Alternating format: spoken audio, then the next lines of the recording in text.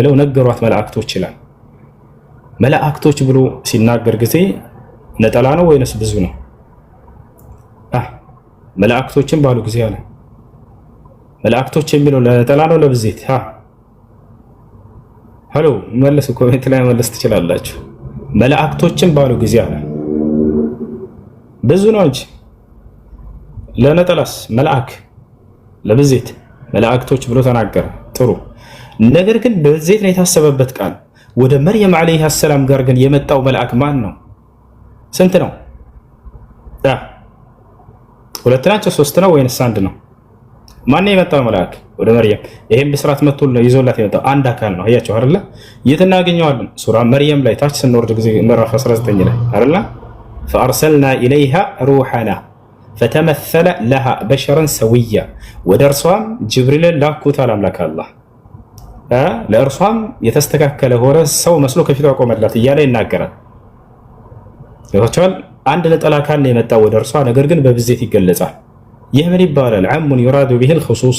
አላህ ሱብሓነሁ ወተዓላ ሱራ አልዒምራን ላይ በብዜት ገለጸው፣ ነገር ግን የታሰበበት አንድ የመልአክ አካል ነው። ከዛሊክ ልክ እንዲሁ ነቢያችን ሰለላሁ ዐለይሂ ወሰለም በዝሙት የተወለደ ልጅ የእሳት ነው ሲሉ ጊዜ ንግግሩ የጥቅል ንግግር ነው፣ ነገር ግን የታሰበበት ስንት አካል ነው? አንድ ግለሰብ ነው። ይሄን የሚገልጽልን ማነው? ቁርአን ላይ ቀጥታ እንሄዳለን። ስለዚህ የሐዲሱን በጥቅል የተገለጸው እንደው ሷሂህ ነው በሚለው ብንሄድ እንኳን ضعيف ነው ብለዋል ዑለሞች።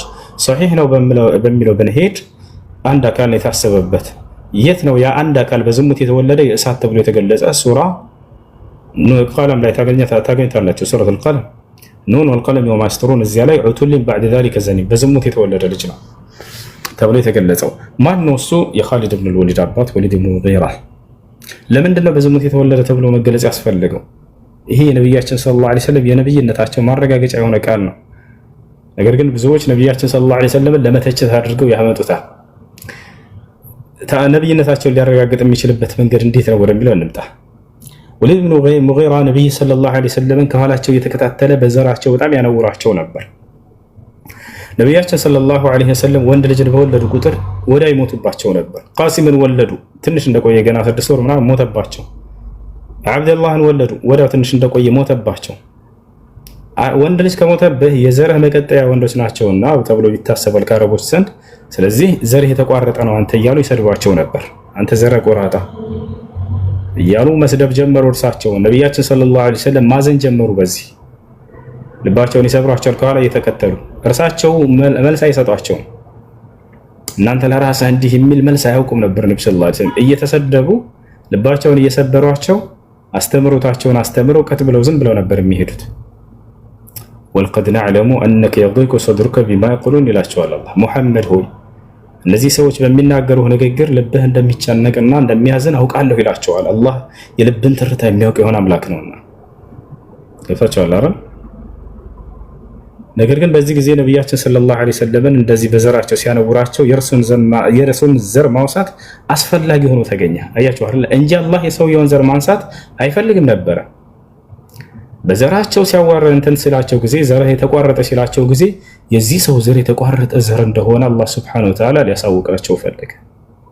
ወዲያው ምን አለ? ዑቱሊን ባዕድ ዛሊከ ዘኒም በዝሙት የተወለደ ልጅ እንደሆነ አላህ ሱብሓነሁ ወተዓላ ተናገረ በቁርአን ላይ። ያ ሰው ግን እስከዚህች የቁርአን አንቀጽ እስክትወርድ ድረስ አባት እንዳለው ነበር የሚያውቀው። ወዲያው ይሄን አንቀጽ በሰማ ጊዜ ቀጥታ እናቱን ፍለጋ ነው የሄደው።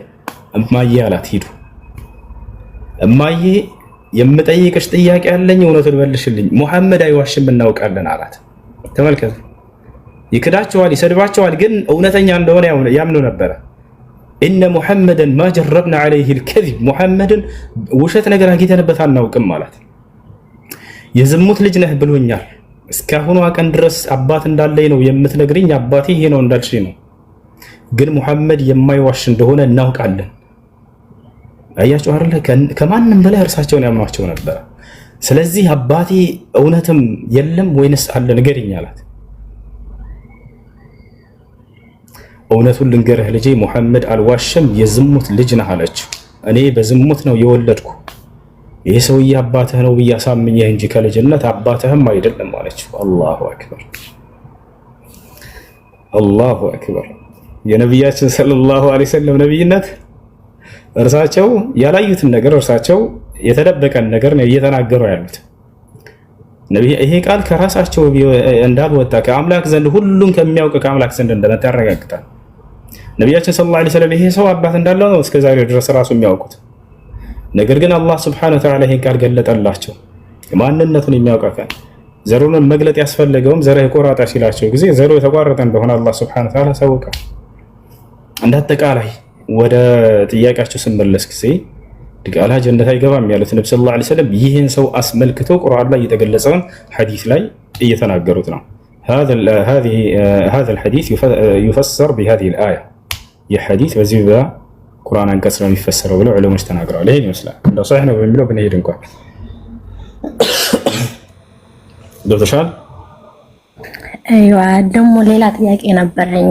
አሁን ለምሳሌ በህገ ወጥ የመጣ ማለት ነው እዚህ እንትን የማይከፍል ለምሳሌ በባህር ምናምን የተመቶ በድብቅ እንደዚህ የሚሰራ ወንጀለኛ ነው። የሀገሪቱ ህግና ስርዓት በማይፈቅድበት መንገድ በከለከለበት መንገድ ህገወጥ ሆኖ መግባትና መስራት ስህተት ነው፣ ወንጀል ነው። በሀገሪቱ ላይ አመጽን አድርጎ እሺ ከጨረሳችሁ እንውረድ ልጆች።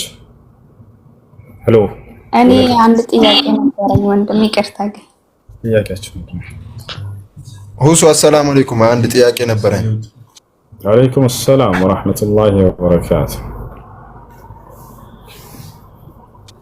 ባለፈው ካፊሮች እንትን ላይቭ ገብቼ እስልምና ከመቼ ጀምሮ ነብዩ የመጀመሪያ ሙስሊም ነኝ ብሏል ቁርአን ላይ አሉኝ።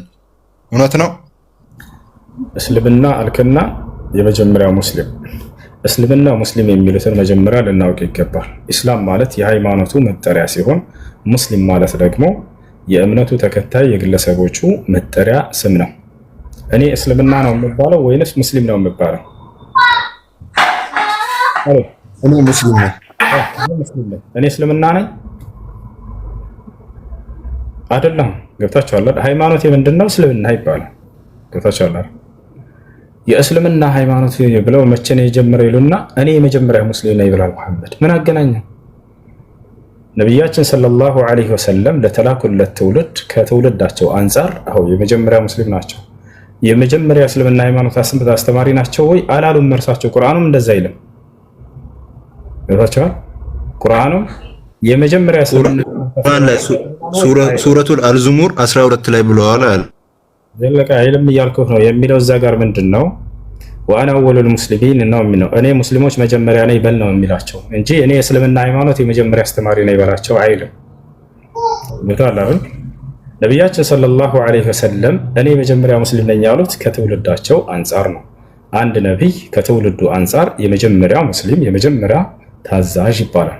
ገብቶሃል? ሙሳ ዐለይሂ ሰላምን አላህ በሱረቱል አዕራፍ ላይ ሙሳ እኔ የአማኞች መጀመሪያ ነኝ ብሎ ተናግሯል። ኦኬ፣ ከዛ በፊት እነ ኢብራሂም ከሃዲ ናቸው ማለት ነው? ላ አይደለም።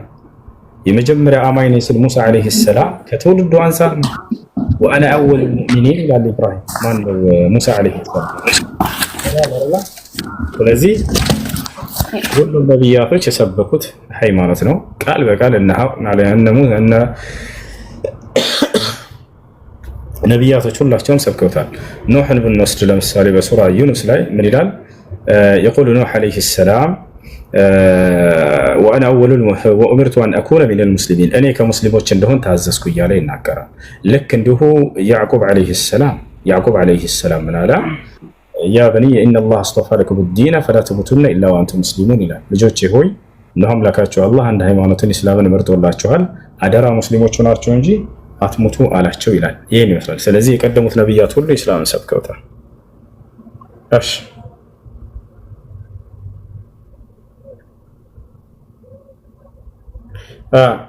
ቀጥሉ። ወአለይኩም ወራህመቱላሂ ወበረካቱ።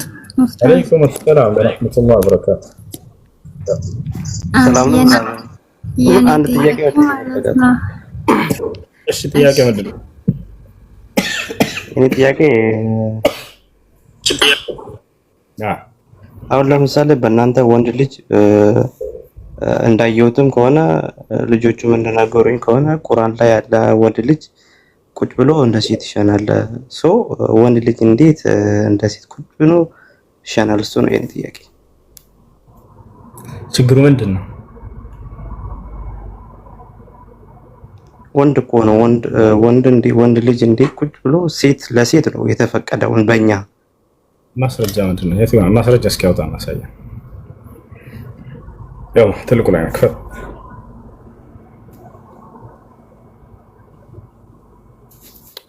ኦኬ እንደዚህ አይመችኝም። እንደዚህ ባላ ላሳይ ይችላል። አሁን እንደዚህ ግን አይመችኝ። በቃ እኛ እናወጣለን፣ ችግር የለም። አቡበከር እስኪ ያወጣለት። ስለ ሽንት አሸናን መጽሐፍ ቅዱስ ላይ አለ። በዛ ሚዛን መዝነው እየጠየቀን ነው። አንዴ ያወጣል። ያው መጽሐፍ ቅዱስ ዘራውታ እሺ መልክፈትላችሁ የቱ ጋር ይክፈትልህ?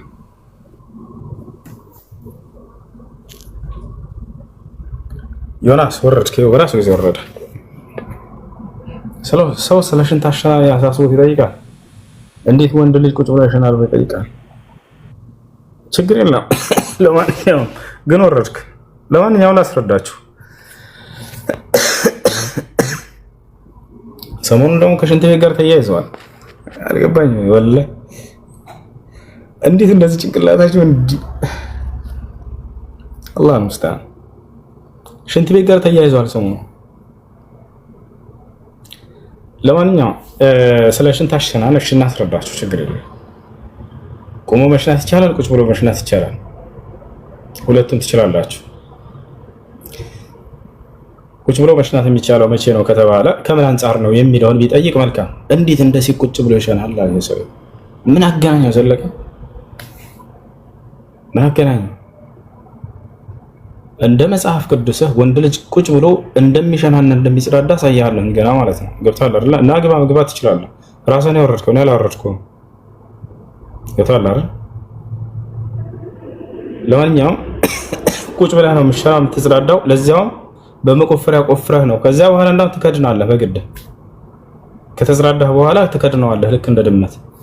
ካልሆነ እግዚአብሔር በዛ ሰፈር እኔ ትርዋለ ማልገኝም አልመጣም ብሏል። እንድቀድስህ ከፈለክ ክደን ብሏል። ካልተከደነ አይመጣም።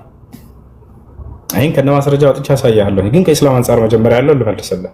ለምን የራሳችሁን ሳመልሱ ወደኛ ትገባላችሁ የሚለውን ተረት እንድዘጋላችሁ ማለት ነው። ይፋይ እንዲዘጋ መሽናት በእስላም አሸናን ስርዓት ባቡል ሽንት ነው ዛሬ። እንደ እስላም ወንድ ልጅ ቆሞ መሽናት ይችላል፣ ቁጭ ብሎ መሽናት ይችላል። እንደ ሁኔታው ይሆናል። ግን ከምን አንፃር? ከጠሃራ ከንጽህና አንፃር። ሙስሊም ጠሃራ የሚባል ነገር አለ ከእርሱ ዘንድ። ቦታቸዋል አይደል? ቆሞ በሚሸና ጊዜ ለምጣድ ድንጋይ ላይ ከሆነ ያ ሽንት ተስፈንጥሮ ወደ ሰውነቱ ይመጣል፣ ይነጅሰዋል። በዚህ ጊዜ ቆሞ መሽናት አለበት ነው ወይ? ላ አይደለም። ቦታቸዋል አይደል? ቆሞ ቢሸና የዛኔ ተመልሶ ወደ ሰውነቱ ያ ነጃሳ የሚነካውና ጠሃራነቱን የሚያበላሽበት ከሆነ የዛኔ ነው ቁጭ ብሎ ይሽና የተባለው። ቦታቸዋል የዛኔ ቁጭ ብሎ ይሽና። ለምን? እንዳይነጅሰው ተመልሶ አንተ ጋር እንዳይነጅስ ምናምን ብሎ ሂሳብ አለው ወይ? ላ የለም። ነጃሳ ጠሃራ የሚባል የለም ክርስትና ላይ። ዝም ብለህ ነው ሄደህ ከእንትና በሰማይ እንትን የምትኖር አባታችን ብለህ የምትሰልይ። ቦታቸዋል አይደል? ሁለተኛ ስለዚህ በዚያን ጊዜ ቆሞ የሚሸናው መቼ ነው ከተባለ ድንጋይ ካልሆነ አሸዋ ከሆነ ለምሳሌ በሚሸና ጊዜ ሰውየው ሽንቱ ወደ ሰውነቱ የማይረጭ ከሆነ እዛው ሽንቱን መጥቶ የሚይዝ ነገር ከሆነ ችግር የለውም። የዛኔ ቆመህ መሽናት ትችላለህ። ነቢያችን ሰለላሁ ዐለይሂ ወሰለም በሁሉ መንገድ አድርገዋል። ስለዚህ የሚነጅ ሰው ከሆነ ተመልሶ ጠሃራነቱን የሚያበላሽበት ከሆነ የዛኔ ነው ቁጭ ብሎ ይሽና የተባለው። ገብቷል እንጂ ቆሞ መሽናት ይችላል። መቼ ነው ቆሞ መሽናት የሚችለው ከተባለ ያ ቦታ ውሃውን መጥቶ የሚይዝ ከሆነ ሽንቱን ወደ ሰውነቱን እንዲረጭ የማያደርግ ከሆነ ፈታ ብለህ ቆመህ መሽናት ትችላለህ። ችግር የለም። ይሄን እሺ። ሰይድ አሎ፣ አንዴ ቅድም የነገርኳቸው ገብተሃል? ሰላሙ አለይኩም ወራህመቱላህ። ወአለይኩም ሰላም ወራህመቱላሂ ወበረካቱ። ሰላም ነው? እንዴት ነው እሱ? ደህና አልሐምዱሊላህ።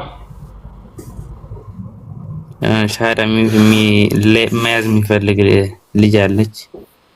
እሺ፣ አብራ አንተ ጋር አለች? አወድ መርሐባ። ታናግሪ። ሰላም፣ እንዴት አመሻችሁ? ደህና አልሐምዱሊላህ። ሰላም ነው። ዳና አልሐምዱሊላህ። እሺ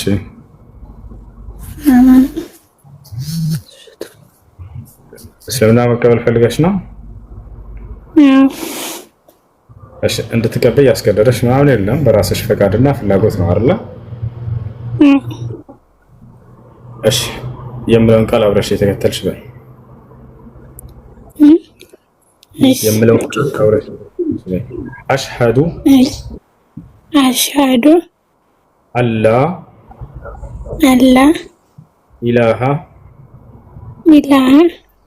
ኢለላህ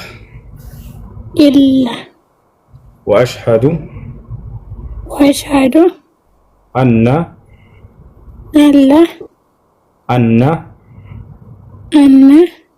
ሙሐመደን ረሱሉላህ። ማሻአላህ ጨርሰሻል። አሁን ያልሽው ቃል የሸሃዳ ቃል ወይንም የምስክር ቃል ይባላል። አንድ ሰው ወደ እስልምና ሃይማኖት ሲገባ ጊዜ የሚመሰክርበት የምስክር ቃል ነው። ትርጉሙ አሽሀዱ አን ላ ኢላሃ ኢለላህ ማለት እነሆ ከአንዱ ከአላህ በስተቀር በእውነት የሚመለክ ሌላ አምላክ የለም ብዬ መሰክራለሁ፣ ሙሐመድም የአላህ መልእክተኛና ነብይ ናቸው ብዬ መሰክራለሁ ማለት ነው። አንድ ሰው እስልምናን በመቀበሉ ምን ያገኛል ከተባለ በምድር ላይ በሰለመበት ቀን ለኃጢአቱ ሁሉ ስርየትን ያገኛል፣ ምህረትን ያገኛል። ነቢያችን ሰለላሁ ዐለይሂ ወሰለም ሐዲስ ላይ አልኢስላም የጅቡ ማ ቀብለሁ አሉ። እስልምና ከእርሱ በፊት ያሉ ኃጢአቶችን ሁሉ ያስተሰርያል አሉ። ያ ሰው ሲሰልም ኃጢአቱ ሁሉ ያለፈ ይማርለታል ማለት ነው። ዛሬ ከእናቱ ሆድ እንደወጣ ሕፃን ልጅ ያለምንም ኃጢአት ሆነሻል ማለት ነው። ሌላው ነገር ምን ያገኛል ከተባለ በቀጣዩ ዓለም ከሞት በኋላ ምን ተስፋ አለው ሰው ከተባለ የዘላለማዊ ሕይወትን ያገኛል። በዚያም ውስጥ ጀነትን ያገኛል። አላህ ይህን ሲናገር ምን ይላል? ኢነ ለዚነ አመኑ ወዐሚሉ ሷሊሓት ለሁም ጀናቱ ነዒም ኻሊዲነ ፊሃ ወዐደላሂ ሐቃ ወሁወል ዐዚዙል ሐኪም ይላል ሱራ ሉቅማን ላይ መጀመሪያ ገጽ ላይ። እነዚያ በእኔ በአላህ አምነው መልካምን የሰሩ ሰዎች ለእነርሱ ገነት አለችላቸው፣ በእርሷም ውስጥ ለዘላለም ዘውታሪዎች ናቸው። ይህ የእኔ የአላህን ቃል እውነት ነው እያለ ይናገራል። እኔ አሸናፊና ጥበበኛ ሆንኩኝ አምላክም ነኝ እያለ ይናገራል። ስለዚህ ይህ ነው። አንድ ሰው እስልምናን ከተቀበለ በኋላ ምን ማድረግ አለበት? ለዚህ ላመነውና ለመሰከረው ለአንድና ብቸኛ ለሆነው አምላክ መስገድ ይጀምራል፣ አምልኮ መስራት ይጀምራል። ያ ነው ሻወር ትወስጃለሽ፣ ንጹህ ልብስ በመልበስ ስለ ውዱ አደራረግ በመማር አብረውሽ ያሉ ሰዎች ያስተምሩሻል፣ ሶላት መስገድን ትጀምሪያለሽ ማለት ነው። ይሄ ነው ነቢያችን ሰለላሁ ዐለይሂ ወሰለም ሲያስተምሩ ይሄን ምን አሉ ሐዲስ ላይ የኢስላም ዐላ ላ ኢላሃ ኢለላህ ወአን ረሱሉላህ እያሉ ተናግረዋል። ይሄን ይመስላል። ስምሽ ማን ነበረ?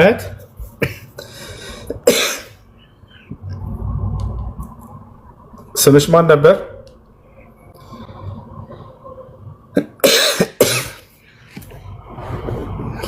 እሺ ሚት ናቸው አይሰማ መሰለኝ። እሺ ለማንኛውም ቅድም የነገርኳችሁን ሰው እንዴት ብሎ እንደሚሸና ወንድ ልጅ እንዴት መሽናት እንዳለበት መጽሐፍ ቅዱስ ላይ የተቀመጠውን አንዴ ላሳያችሁ። እሱን ይቅርታ እንዴ ጥያቄ ልጠይቅህ ፈልጌ ነበር። ይቻላል፣ ትጠይቃለህ። አብሽር። እግዚአብሔር ምን አለ እዚህ ጋር?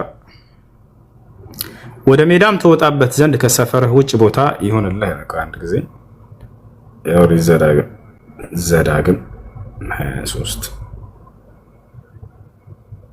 ዘዳግም 23 12 እሺ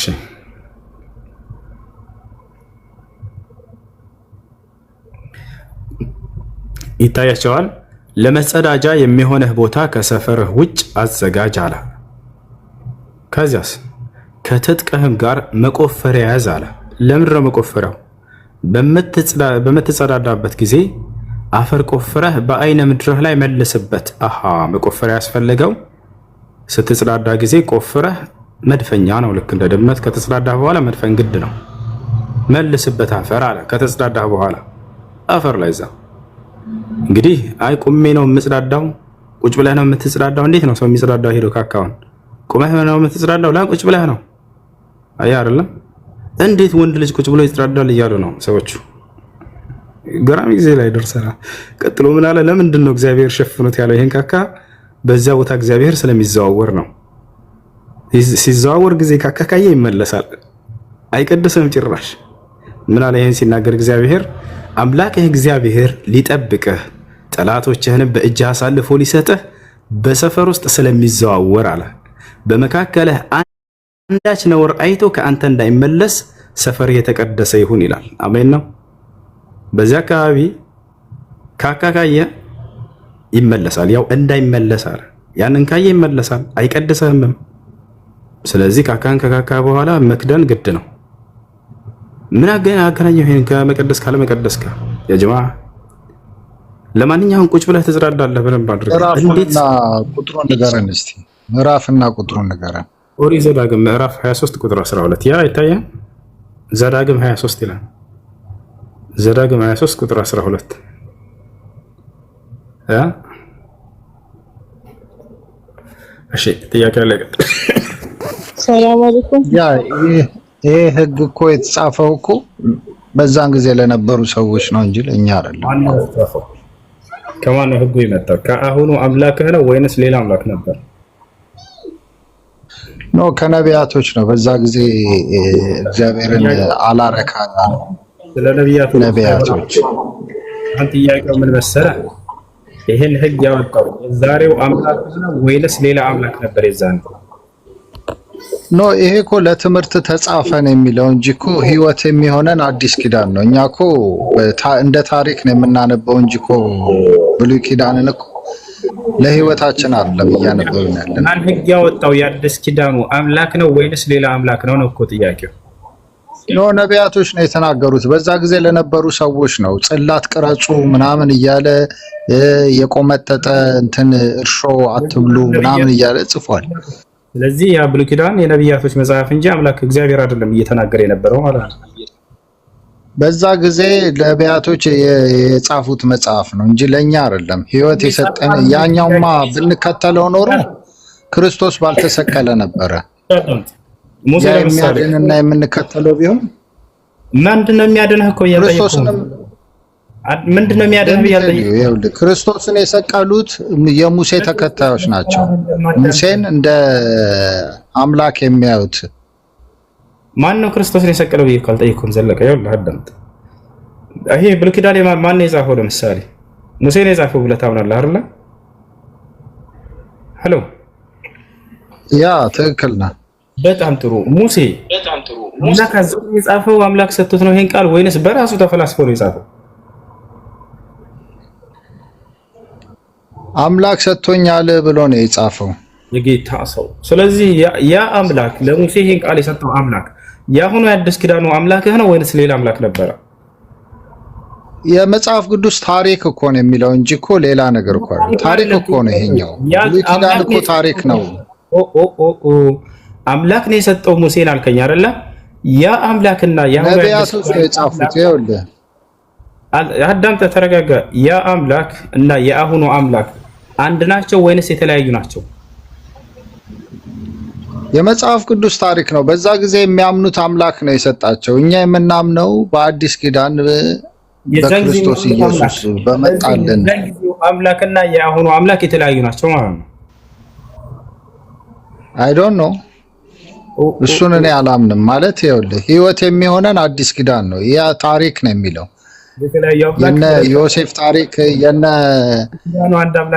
ሰዶምና ጎመራ ታሪክ ለኛ ህይወት አይሆነንም እኮ። ስለዚህ የተለያዩ ሁለት አምላኮች ናቸው ማለት ነው። የብሉይ ኪዳኑ አምላክ ያንን አውርዷል፣ የአዲስ ኪዳኑ አምላክ ደግሞ ይሄንን አውርዷል። ሁለት አምላክ አይደለም። ክርስቶስ ኢየሱስም እኮ የተሰቀለው በእነዚህ አማኞች ነው፣ በሙሴን በሚያምኑ እንደናንተ አይነት ይሄ የብሉይ ኪዳንን የሚጠቅሱ ሰዎች ማለት ነው። ህግና እንትንን የሚከተሉ ሰዎች ማለት ነው። እኛ የምንከተለው ህግ አንከተልም፣ ኦርደር አንከተልም። እንደዚህ ቁጭ ብለሽና ቆመሽና የሚል ነገር እኛ ላይ አይሰራም። እንደ ታሪክ ነው የተጻፈው። በድሮ ጊዜ ያሉት ወላሂ ብሉይ ኪዳኖች ይበልጧቸዋል። ምን አይነት የንጽህና ህግ አለ በአዲስ ኪዳን? እስኪ አውጣና አንድ ስለ ንጽህና አሳየን። ያላ አዲስ ኪዳን ላይ ክፈት። ምንድነው? ልብህ ንጹህ መሆን አለበት እንጂ ምንድነው? አንድ ነገር ልንገርህ፣ እግዚአብሔር ለምን በሆድህ ይዞት ሄደለ እንዴ? ያንን በሆድህ እኮ ይዞት ሄዳለ። ያንን አጸያፊ ነገር እና የለህም ማለት ነው። ህግ አዲስ ኪዳን ላይ የለም። ስለዚህ የሙሴ ህዝቦች ይበልጧቸዋል። እነሱ ጋር ምንድነው የሚጠቅመው ነው የምልህ። ምንድነው የሚጠቅመው?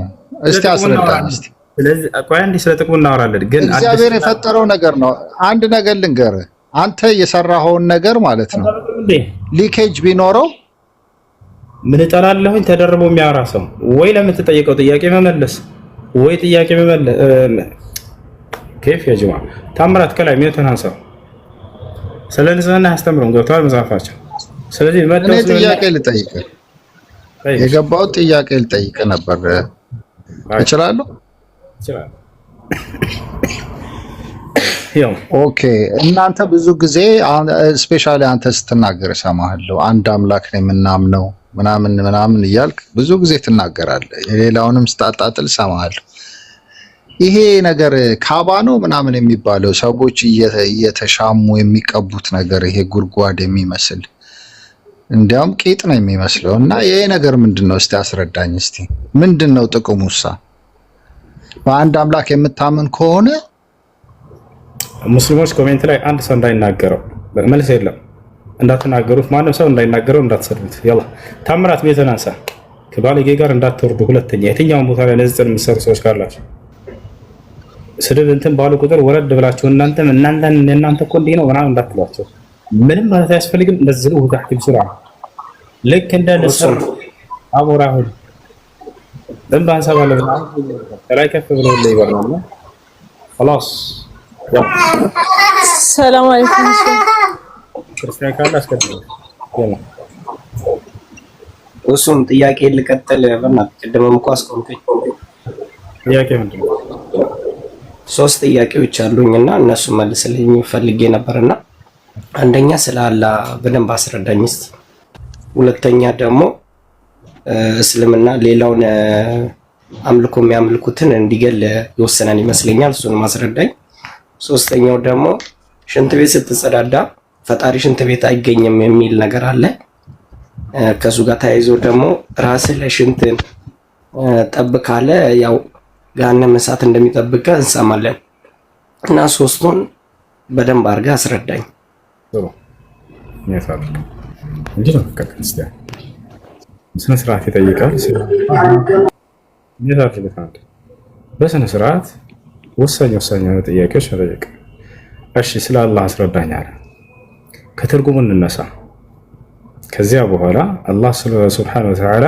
ስለ ራሱ ምን አለ ነቢያቶችስ ስለ እርሱ ምን አሉ ይሄ ነው በቃ መልሱ አላህ ብሎ ማለት አልመዕሉህ አይ አልማዕቡድ ቢልሐቅ አላህ ብሎ ማለት በብቸኝነት የሚመለከው እውነተኛው አምላክ ማለት ነው ትርጉሙ አምላክ አላህ ሱብሓነሁ ወተዓላ ስለ ራሱ ሲናገር ምን አለ በሱራ ጣሃ ምዕራፍ 20 ቁጥር 14 ላይ ኢነኒ አነ አላህ ላ ኢላሃ ኢላ አና ፈዕቡድኒ ይላል እኔ አላህ ነኝ ከእኔ በስተቀር ሌላ ማንም አምላክ የለም እኔንም በብቸኝነት ተገዛኝ እያለ ይናገራል አላህ ስብሓነሁ ወተዓላ ስለ ራሱ ሲናገር ምን ይላል አላሁ አለዚ ኸለቀ አሰማዋት ወልአርደ ወማ በይነሁማ ፊ ሲተቲ አያም ይላል እኔ አምላካችሁ አላህ ማለት ያ ነኝ 7 ሰማያቶችን 7 ምድርን በ6 ቀናቶች የፈጠርኩኝ አምላካችሁ እያለ ይናገራል እንዲሁም በመካከላቸው ያሉ ፍጥረታትን እያለ ይናገራል ሰዎችን የፈጠረው ራሱ እንደሆነ ይናገራል ማስረጃ ቃለ ስብሓነሁ ወተዓላ አርረሕማን ዐለመ አልቁርአን ኸለቀ አልኢንሳን ይባቻል ሰዎችን ፈጠርኳቸው እያለ ይናገራል ጋኔኖችን የፈጠራቸው እርሱ ራሱ ነው ማስረጃ ወልጃነ ኸለቅናሁ ሚን ቀብል ሚን ናር ሰሙም ጋኔንን ፈጠርኩት እያለ ይናገራል መላእክቶች ልክ እንዲሁ ፍጥረታትን ሁሉ ያስገኘው አምላክ አላህ ስብሓነሁ ወተዓላ ራሱ እንደሆነ ይናገራል ስለዚህ አላህ ማን ነው هو الخالق سبحانه وتعالى እርሱ ነገራቶችን ሁሉ ያስገኘና የፈጠረ የሆነ አምላክ ነው ልክ እንዲሁ በባህሪያቶቹ አላህ ስብሓነሁ ወተዓላ ይነግረናል በርካታ ቦታ ላይ ሱረቱ አልበቀራ አንድ አንቀጽ እናንሳለን የአላህ ስብሓነሁ ወተዓላ ባህሪያቶች ሰብሰብ አድርጎ የሚናገር አላሁ ላ ኢላሃ ኢላ ሁወል ሐዩል ቀዩም ላ ተእኹዙሁ ሲነቱ ወላ ነውም ለሁ ማ ፊስ ሰማዋት ወማ ፊል አርድ መን ዘ ለዚ የሽፈዑ ዐንደሁ ኢላ ቢኢዝኒህ የዕለሙ ማ በይነ አይዲሂም ወማ ኸልፈሁም እያለ ይናገር አላህ ስብሓነሁ ወተዓላ አላሁ እኔ ማለት አምላካችሁ አላህ ነኝ አለ ላ ኢላሃ ኢላሁ የመጀመሪያው ምንድነው ከእኔ በስተቀር ሌላ ማንም አምላክ የሌለ እያለ ይናገራል እርሱ በመለኮቱ አንድና ብቸኛ ነው አላህ ስብሓነሁ ወተዓላ በባህሪያቶቹ ሁሉ ይቅርታው እሱ ማለት ይሄን ተረድቻለሁ ማለት የፈለኩት እንዴት መሰለ አላህን በምን ትገልጸዋለህ ልክ ያልከው ነገሮች ተረድቻለሁ ግን በአካላዊ እንዴት ነው እሱ እንድታስረዳኝ ነው አካል አለው ምን አለ ይሄን ነገር እስቲ ኢንፎርም አድርገኝ እሱን የፈለጉት እንጂ የፈጣሪ ፍጥረታትን ሁሉ እንደሚፈጥር ስቴፖችንም ሁሉንም እኮ እረዳለሁ። ግን አሁን በኦርቶዶክስም ከሄድክ እንደዛ አሁን ለምሳሌ አላህ አይን አለው ይባላል አይደለ? አይን አለው ኦኬ፣ አይን አለው ነው። እግዚአብሔር አይን አለው አትልም፣ እንደዛው እንደማለት ነው። ሁለመናው አይን ነው። እንደዛ እንድትገልጽልኝ ፈልጌ ነው። መልካም። አላህ ሱብሓነሁ ወተዓላ አይን አለው ወይንም ደግሞ እንዲህ አይነት የተገለጹ ነገራቶችን አስመልክቶ ነው። አንደኛ አላህ ሱብሓነሁ ወተዓላ በባህሪያቶቹ ከፍጥረታቱ ጋር በፍጹም አይመሳሰልም። እኔ አይን አለኝ ለምሳሌ ከኔ ጋር አንድ ነው አይኑ። አላህ ሱብሓነሁ ወተዓላ አይደለም። አላህ ሱብሓነሁ ወተዓላ አይኖች እንዳሉት ገልጿል። አደምን በእጆች የፈጠርኩ ሲል እጆች እንዳሉት ገልጿል። ነገር ግን አንድ ልናውቅ የሚገባው ነገር ያ ከፍጥረታቱ ጋር በፍጹም የሚመሳሰል ባህሪ አይደለም። ይህን የገለጸው ራሱ አላህ ሱብሓነሁ ወተዓላ ነው። ለይሰ ከሚስሊሂ ሸይኡን ይላል። እኔን የሚመስል አንድም ነገር የለም ይላል። አንድም በሚለው ውስጥ የሰው ልጆችን ይካተታሉ። ስለዚህ የሰው ልጆችን እጅ አየና ሰውየው የአላህም እጅ አለው ከተባለ ልክ እንደ ሰው ነው ማለት ነው ካላ ይሄ ስህተት ነው፣ ክህደት ነው። አላህ በቁርአን ላይ ሲናገር ፈላ ተድሪቡ ሊላሂ አልአምሳል ኢነላሃ ያዕለሙ ወአንቱም ላ ተዕለሙን ይላል። ለእኔ ለአምላካችሁ ለአላህ ምሳሌ ወይም አምሳያ አታድርጉልኝ እኔን የሚመስለኝ አንድት የለምና እያለ ይናገራል። ስለዚህ አላህ ሱብሓነሁ ወተዓላን የሚመስል ማንም የለም በባህሪው። ያንን ከይፍያውን ማን ነው የሚያውቀው? እርሱ ራሱ አምላካችን አላህ ሱብሓነሁ ወተዓላ ነው ማለት ነው። ይህን ይመስላል። እሺ ወደ ቀጣዩ ጥያቄ ሄዱ። ሁለት ይቀራል። ቀጣዩ ስለ ግድያ በመግደል ሰው ይጸድቃል የሚል ነው አይደል? በእስልምና አስተምህሮ ያለው ነገር። ስለ ግድያ አስመልክቶ አምላካችን አላህ ሱብሓነሁ ወተዓላ ሰውን ፈጥሯል። አማኝንም ከሃዲ ሁሉንም እሱ ነው የፈጠረው። የፈጠረውን አካል እንዳው ዝም ብሎ ግደሉ የሚል ይመስላችኋል? ላ ወላሂ ላዚም እንደዛ አይልም። የተጻፈው ከምን አንግል የተጻፈው መጥቀስ ስለማልችልም በቁርአን ማለት ነው። ላስረዳህ ነው። አዳምጠኝ በደንብ ትረዳለህ። እሺ ከመጀመሪያ ላስረዳህ ብዬ ነው። የፈጠራቸው እርሱ ከመሆኑ አንፃር አዛኝ እንጂ ለፍጥረት እሱ ጨካኝ አይደለም። ገብቷችኋል አይደል? አምላክ አላህ ሱብሓነሁ ወተዓላ በቁርአን ላይ ወለቀድ ከረምና በኒ አደም ይላል። የአደምን ልጅ አክብሬዋለሁኝ ይላል። የአዳም ልጅ ሲል አላህ አማኝን ብቻ ይመስላችኋል? ላ አይደለም፣ ከሃዲውን ጭምር የአዳም ልጅ ነው። የአዳምን ልጅ አክብሬው ነው የፈጠርኩት ብሎ አላህ ሱብሓነሁ ወተዓላ ይናገራል። በሌላ ቦታ ላይ ምን ይላል? من أجل ذلك كتبنا على بني إسرائيل أنه من قتل نفسا بغير نفس أو فساد في الأرض فكأنما قتل الناس جميعا ومن أحياها فكأنما أحيا الناس جميعا ይላል። የአንድን ሰው ነፍስ ያጠፋ ሰው ነው ያለው። ልብ በሉ አማኛ ከሃዲ ምናምን አላለም። የአንድን ሰው ነፍስ ያጠፋ የዓለምን ሰው ነፍስ እንዳጠፋ ያክል ነው ኃጢአቱ ከኔ ዘንድ አለ። የአንድን ሰው ነፍስ የታደገ ከሞት የዓለምን ሰው ነፍስ ከሞት እንደታደገ ያክል ነው ምንዳው ከእኔ ዘንድ አለ። አየህ ሰው ነው ያለው አላህ ሱብሓነሁ ወተዓላ ሲጋር አማኝ ከሃዲን ምናምን አላለም። ስለዚህ በእስልምና የአንድን ሰው ነፍስ ማጥፋት የትኛውም ሰው ሊሆን ይችላል፣ የትኛውም እምነት ይኖረው፣ የትኛውም ዘር፣ ብሔር፣ ቀለም ሰው ነው ያለው አላህ ሱብሓነሁ ወተዓላ። የዓለምን ሰው ነፍስ እንዳጠፋ ነው የሚቆጠረው ከኔ ዘንድ ብሏል። የአንድን ሰው ነፍስ ህይወት ደግሞ ከታደገ የዓለም ሰው ነፍስ ህይወት እንደታደገ ነው ብሏል። አሁን ታዲያ ስለ ግድያ ወደሚለው እንመጣለን። አምላክ አላህ ሱብሓነሁ ወተዓላ ስለ ግድያ አስመልክቶ ጂሃድ የሚባል ነገር ልትሰማ ትችላለህ። ጂሃድ ማለት ትግል ማለት ነው። ጂሃድ ታገለ፣ ጂሃድ ትግል ይባላል። ባለፉት ዘመናቶች ከመጀመሪያው ጀምሬ ላሳየህ እንዴት ጂሃድ እንደተደነገገ። ጂሃድ ማለት የሆነ አካል ሊያጠቃህ መጥቶ አንተ ሊገድልህ መጥቶ አንተ ከራስህ ለመከላከል የምታደርገው የመከላከል ስርዓት ጂሃድ ይባላል። የሆነ ሰው አንተ ሊገድልህ ቢመጣ ኢትዮ የዛኔ ከራስህ እየተከላከልክ ይሄ ሰው ሊገድልህ መጥቶ ከራስህ እየተከላከልክ ብትገድለው አንተ ገዳይ ትባላለህ? ላ አትባልም። ገብቶሃል አይደል? አምላክ አላህ ሱብሓነሁ ወተዓላ ነው ታዲያ አይሁዳውያንና ክርስቲያኖችን ብቻ የጠቀሰው? ወደሱ ልመጣለሁ። እነሱ ብቻ ናቸው ምድር ላይ ያሉት? ልመጣለህ ነው ወደሱ። ነቢያችን ሰለላሁ ዐለይሂ ወሰለም እንዳውም ሰላማዊ የሆነ የሌላ እምነት ተከታይን የገደለ ሰው ሊጋደል ያልመጣን ሰላማዊ የሆነን የገደለ ሰው የገነትን ሽታ አያገኝም ሁሉ ብለው ተናግረዋል። ማስረጃ ለስተ ቃል ነብዩ ሰለላሁ ዐለይሂ ወሰለም መን ቀተለ ሙዓሃደን ለም የሪህ ራኢሐተል ጀና፣ ከሙስሊሞች ጋር ቃል ኪዳን ያለውን ሰላማዊ የሆነን የሌላ እምነት ተከታይን የገደለ ሰው የገነትን ሽታ አያገኝም ይሄ ሰው ብለዋል። ገብቷል አይደል? አማኝ ሆናችሁ ሰላማዊዎች እንዳትነኳቸው ብለዋል። ስለዚህ ወቃቲሉ ፊ ሰቢሊላሂ الذين يقاتلونكم ማንን ነው እንድንጋደል የተደረገው ከተባለ እነዚያ ሊጋደሏችሁ የመጡ አካሎችን ነው ተጋደሉ ያለ አላህ ሱብሓነሁ ወተዓላ። መጋደል ማለት ነው ተጋደሉ ሲል ከራሳችሁ ተከላከሉ ነው።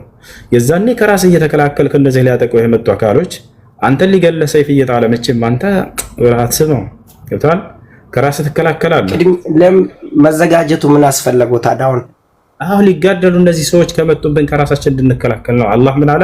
ቀድመህ እኮ ነው ታዲያ ሁሱ ቀድመን የተዘጋጀው ማለት ነው። መጠቃትህን ሳታስብ እኔንም አሞኛልና ሶሪ ድምጽ አይሰማም ከሆነ ላስረዳህ አልችልም። ተዘጋጁላችሁ የሚለውን ነው እና ቀድመ መዘጋጀቱ ለምን አስፈለገ እኮ አዳምጠኝ። ከራስህ ሊያጠቃህ የሚመጣን አካል አንተ ከራስህ ለመከላከል ብለህ ቤትህ ሽጉጥ ገዛህና አስቀመጥክ። አንተ ሰላማዊ ሰው ነህ። የሆነ አካል መጥቶ ቢያጠቃህ የዛኔ ከራስህ ለመከላከል ኃጢአትህ ምንድን ነው? አንተ ይሄ እኮ ኖርማል ሰው የሚያደርገው ነገር እኮ ነው። ወአዒዱ ለሁም መስተጣዕቱም የሚለው ነው። ተዘጋጁላቸው የሚለውን አይተው ነው ልጅ ገብቷቸዋል። ይሄን ነግራቸው ወአዒዱ ለሁም መስተጣዕቱም ሚን ቁወቲን ወሚን ሪባጢል ኸይል ቱርሂቡነ ቢሂ ዐዱወላሂ ወዐዱወኩም። ስለዚህ ያ አዩሃ ለዚነ አመኑ ኹዙ ሒዝረኩም ይላል አላህ። እናንተ ያመናችሁ ሰዎች ሆይ ከራሳችሁ መከላከያ መጠበቂያችሁን ያዙ ብሏል አላህ ሱብሓነሁ ወተዓላ። ስለዚህ ቤት ውስጥ አንድ ሰው ማንኛውም የሌላ እምነት ተከታይ ሊሆን ይችላል እኮ ከራሱ መከላከያ የሚሆን ሽጉጥ ሊያስቀምጥ ይችላል፣ መሳሪያ። የሀገር መንግስትም ይሄን የሚያደርገው ነገር ነው። ሰራዊት ወታደሮች ያዘጋጃል፣ መሳሪያ ያዘጋጃል። ምን ይላል? ይሄን ይዞ ይቀመጣል ሰላማዊ ሆኖ። የሆነ ጠላት መጥቶ ሲያጠቃው ጊዜ ያንን ከራስ ከህዝቡና ከራሱ ከቤተሰቡ ከንብረቱ ከሀገሩ ይከላከላል። ኃጢአቱ ምንድን ነው? እርግማን ሳለ ሁሱ ይቅርታ፣ እርግማን ሳለ እርግማን ማለት ያጥፋቸው የሚባል እርግማን አለ። በመሰግድ ሰዓት እሱን ላስረዳህ። ጥሩ እያየች ነው የምታነሳው። የሚነግሯቸውን ሁሉ እንዳለ እያነሳቸው ስትጠይቁ በጣም ደስ የሚለን ገብታችኋል። እሱ የት ይገኛል መሰለህ? ሱረቱል ተውባ ላይ ያለውን ለማለት ፈልገው ነው። ቃተለሁሙላሁ አና ዩእፈኩን፣ ቃተለሁሙላህ አና ዩእፈኩን የሚለውን አላህ ያጥፋቸው የሚለውን ነው አይደል የፈለከው? አብዱላህ ብን ዐባስ ሌሎችም ላዕን ነው ብለዋል። አስፈላጊ ነው። ልንገርህ እርግማን ማለት ምን ማለት እንደሆነ ትርጓሜውን ልነግርህ ነው። አላዕኑ መዕናሁ አጠርዱ ሚን ረሕመቲላሂ ሱብሓነሁ ወተዓላ። እርግማን ብሎ ማለት ይህ አካል ከአላህ እዝነት የራቀ ነው የሚለውን ቃል ለመግለጽ ነው። እርግማን ብሎ ማለት አጠቃላይ ሁሉም ዑለሞች የፈሰሩት ምንድነው? ከአላህ እዝነት መራቁን ለመግለጽ ነው። ይህ አካል አጠርዱ ሚን ረሕመቲላህ ለዐነሁ ላህ ይላል ስለ ሰይጣን ለምሳሌ። አይ ጠረደሁ ረቡሁ ሱብሓነሁ ወተዓላ ሚን ረሕመቲሂ፣ አላህ ከእዝነቱ አባረረው ማለት ነው። አላህ ሱብሓነሁ ወተዓላ ታዲያ ማንንም አካል ዝም ብሎ እንደው ከእዝነቱ አባረሯል ይላል ወይ እዛ ቃሉ ላይ? ላ አይደለም። በጣም ከባድ የሆነን ኃጢአት በማድረጋቸው እነዚህ ሰዎች ከአላህ እዝነት ርቀዋል እያለ እየተገለጸ ነው። ማናቸው እዚህ ቦታ ላይ የተገለጹ ከተባለ ላንብብላቸው አንቀጹ ምን እንደሚል። ከዚያ በፊት ላንብብልኝ ልንገርህ ምን ይላል አላህ ሱብሓነሁ ወተዓላ ሱረቱ ተውባ ላይ ነው። وقالت اليهود عزير ابن الله وقالت النصارى المسيح ابن الله ذلك قولهم بأفواههم يضاهئون قول الذين كفروا من قبل قاتلهم الله أنى يؤفكون على أيه من على أنكزو أيهوداويان إزراء يا الله لجنو آلو تالكت أملاك لا يمكتف بتأم كبادي هنا وانجلنا يوتار أيهوداويان من آلو إزراء يا الله لجنو آلو كريستيانوس دكبو مسيحو وينم كريستوس የአምላክ ልጅ ነው የአላህ ልጅ ነው ብለው ተናገሩ አለ። ይሄም ከባድ የሆነ ቅጥፈት ነው። ወጣት ቀጥሎ ምን አለ አላህ Subhanahu Wa Ta'ala ذلك قولهم بأفواههم ይህ ያለምንም ማስረጃ የሌለው ነገር ከአንደበታቸው ብቻ የሚናገሩት የሆነ ንግግር ነው ብሎ ተናገረ። يضاهئون قول الذين كفروا من قبل ነው እነዚያ ከእነርሱ በፊት የነበሩ ከሃዲያኖችን የእነርሱን ንግግር ይመሳሰላሉ እያለ ተናገረ። ያ ማለት ከአይሁድና ከክርስቲያን በፊት ለአምላክ ልጅ አለው ብለው የሚያምኑ ከሃዲያኖች ነበሩ ማለት ነው። ልክ እንደ ክሪሽና ቪሽኑ ሺቫ እንደዚህ ማን ነው ሂንዱይዝሞች ይሄን ያምኑ ነበር ቀድመው ወታል አይደል? ክሪሽና ያምላክ እንደዛ ይቅርታ እንደዛ ከሆነ አንድ እባክህ ልጨርስ ስጀምር የሆነ ጉዳይ የሆነ ነጥብ ልጨርስ። እሺ በዛው ጎን ለጎን እኮ ልጠይቅ ነበር መልስ እንድትመልስልኝ ነው እንጂ እኮ ሳልሰማ ቀርቼ እኮ አይደለም። አንድ ይሄን ልጨርስልህ እንትን ይረግማቸዋል የሚለውን ብቻ ላብራራና ትጠይቃለህ። ስለዚህ ይባህ የሆነ ቀውል الذين كفروا من قبل ከዚያ በኋላ ቀጥሎ ምን አለ? قاتلهم الله አላህም ረገማቸው አለ። ረገማቸው ማለት ነው ማለት ነው ከእዝነቱ መራቃቸውን ለመግለጽ ነው። ለምንድን ነው ከእዝነቱ የራቁት እነዚህ ሰዎች ከተባለ በራሳቸው ባመጡት ጥፋት ነው። ምን ብለው? አምላክ ላይ ቀጥፈውና ዋሽተው ምን ብለው ለአላህ ልጅ አለው ብለው በመቅጠፋቸውና በመዋሸታቸው ምክንያት ከአላህ እዝነት ራቁ ይላል። ሰው ኃጢአትን ሲያደርግ ከአምላክ ይርቃል አይደል? ሰው ጽድቅ ነገር ሲያደርግ ወደ አምላክ ይቀርባል። ይሄ እኮ የታወቀ ነገር ነው። አምላክ ላይ መዋሸትና መቅጠፍ ያልተናገረውን ተናግሯል ማለት ያላለውን ብሏል ማለት በእርሱ ላይ መዋሸትና መቅጠፍ ይሄ ከባድ የሆነ ኃጢአት ነው። ይፈቻዋል አይደል? ኢነ الذين يفترون على الله الكذب لا يفلحون ይላል አላህ በቁርአን ላይ። እነዚያ በእኔ በአምላክ በአላህ ላይ የሚቀጥፉ ሰዎች በፍጹም አይድኑም ነጃ አይወጡም እያለ ይናገራል። ስለዚህ እነዚህ ሰዎች በአምላክ ላይ በመቅጠፋቸው ምክንያት ልጅ አለው ብለው በመዋሸታቸው ከእርሱ እዝነት ርቀዋል ማለት ነው። ይሄ ነው እየተናገረ ያለው። እሺ ቀጥል። አሁን ማለት ምን ማለት ፈልግ መሰል ቀደም ካነሳው ሐሳብ ጋራ ከሱ በፊት ወደ ኋላ ሄደ ምንም እምነት እንደሌለ ነበር የገለጽክልኝ አይደለ? የትኛው ማለት የእግዚአብሔር ልጅ አለ ብሎ ከሚያምኑት በፊት ማለት ነው። እሺ እንደዛ እያስረዳኝ ነበረ። እሺ ቀጥል። ሐሳብ ስለዚህ እንደዛ ከሆነ ደግሞ ማለት ነው አሁን ይቅርታ ወደዛ ልግባልና ሌላ ርዕስ እንዳይሆንብህ ቁርአንን የጻፈው ማን ነው? ከይቅርታ ጋር ቁርአን ከአምላካችን ከአላህ ዘንድ በመንፈስ ቅዱስ ምሪት ወርዶ ለነብዩ ሰለላሁ ዐለይሂ ወሰለም ኦኬ እሱን አምኛለሁ። ማን የጻፈው ነው?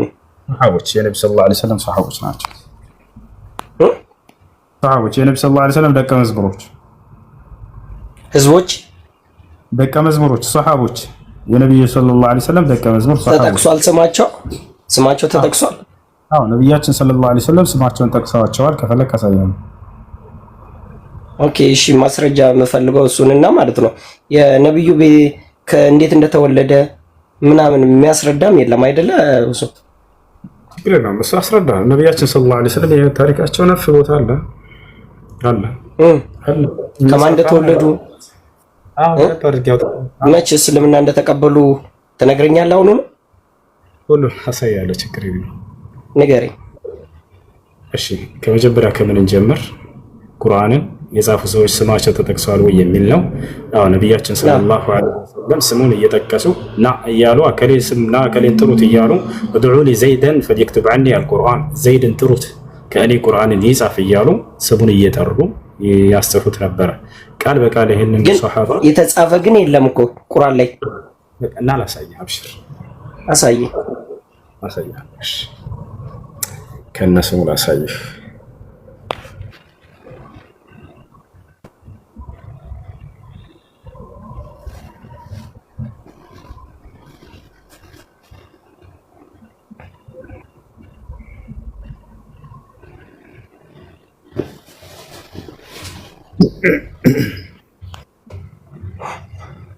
እሺ ያውና እዚህ ጋር ወደ አማርኛ ቀይርልሃለሁ።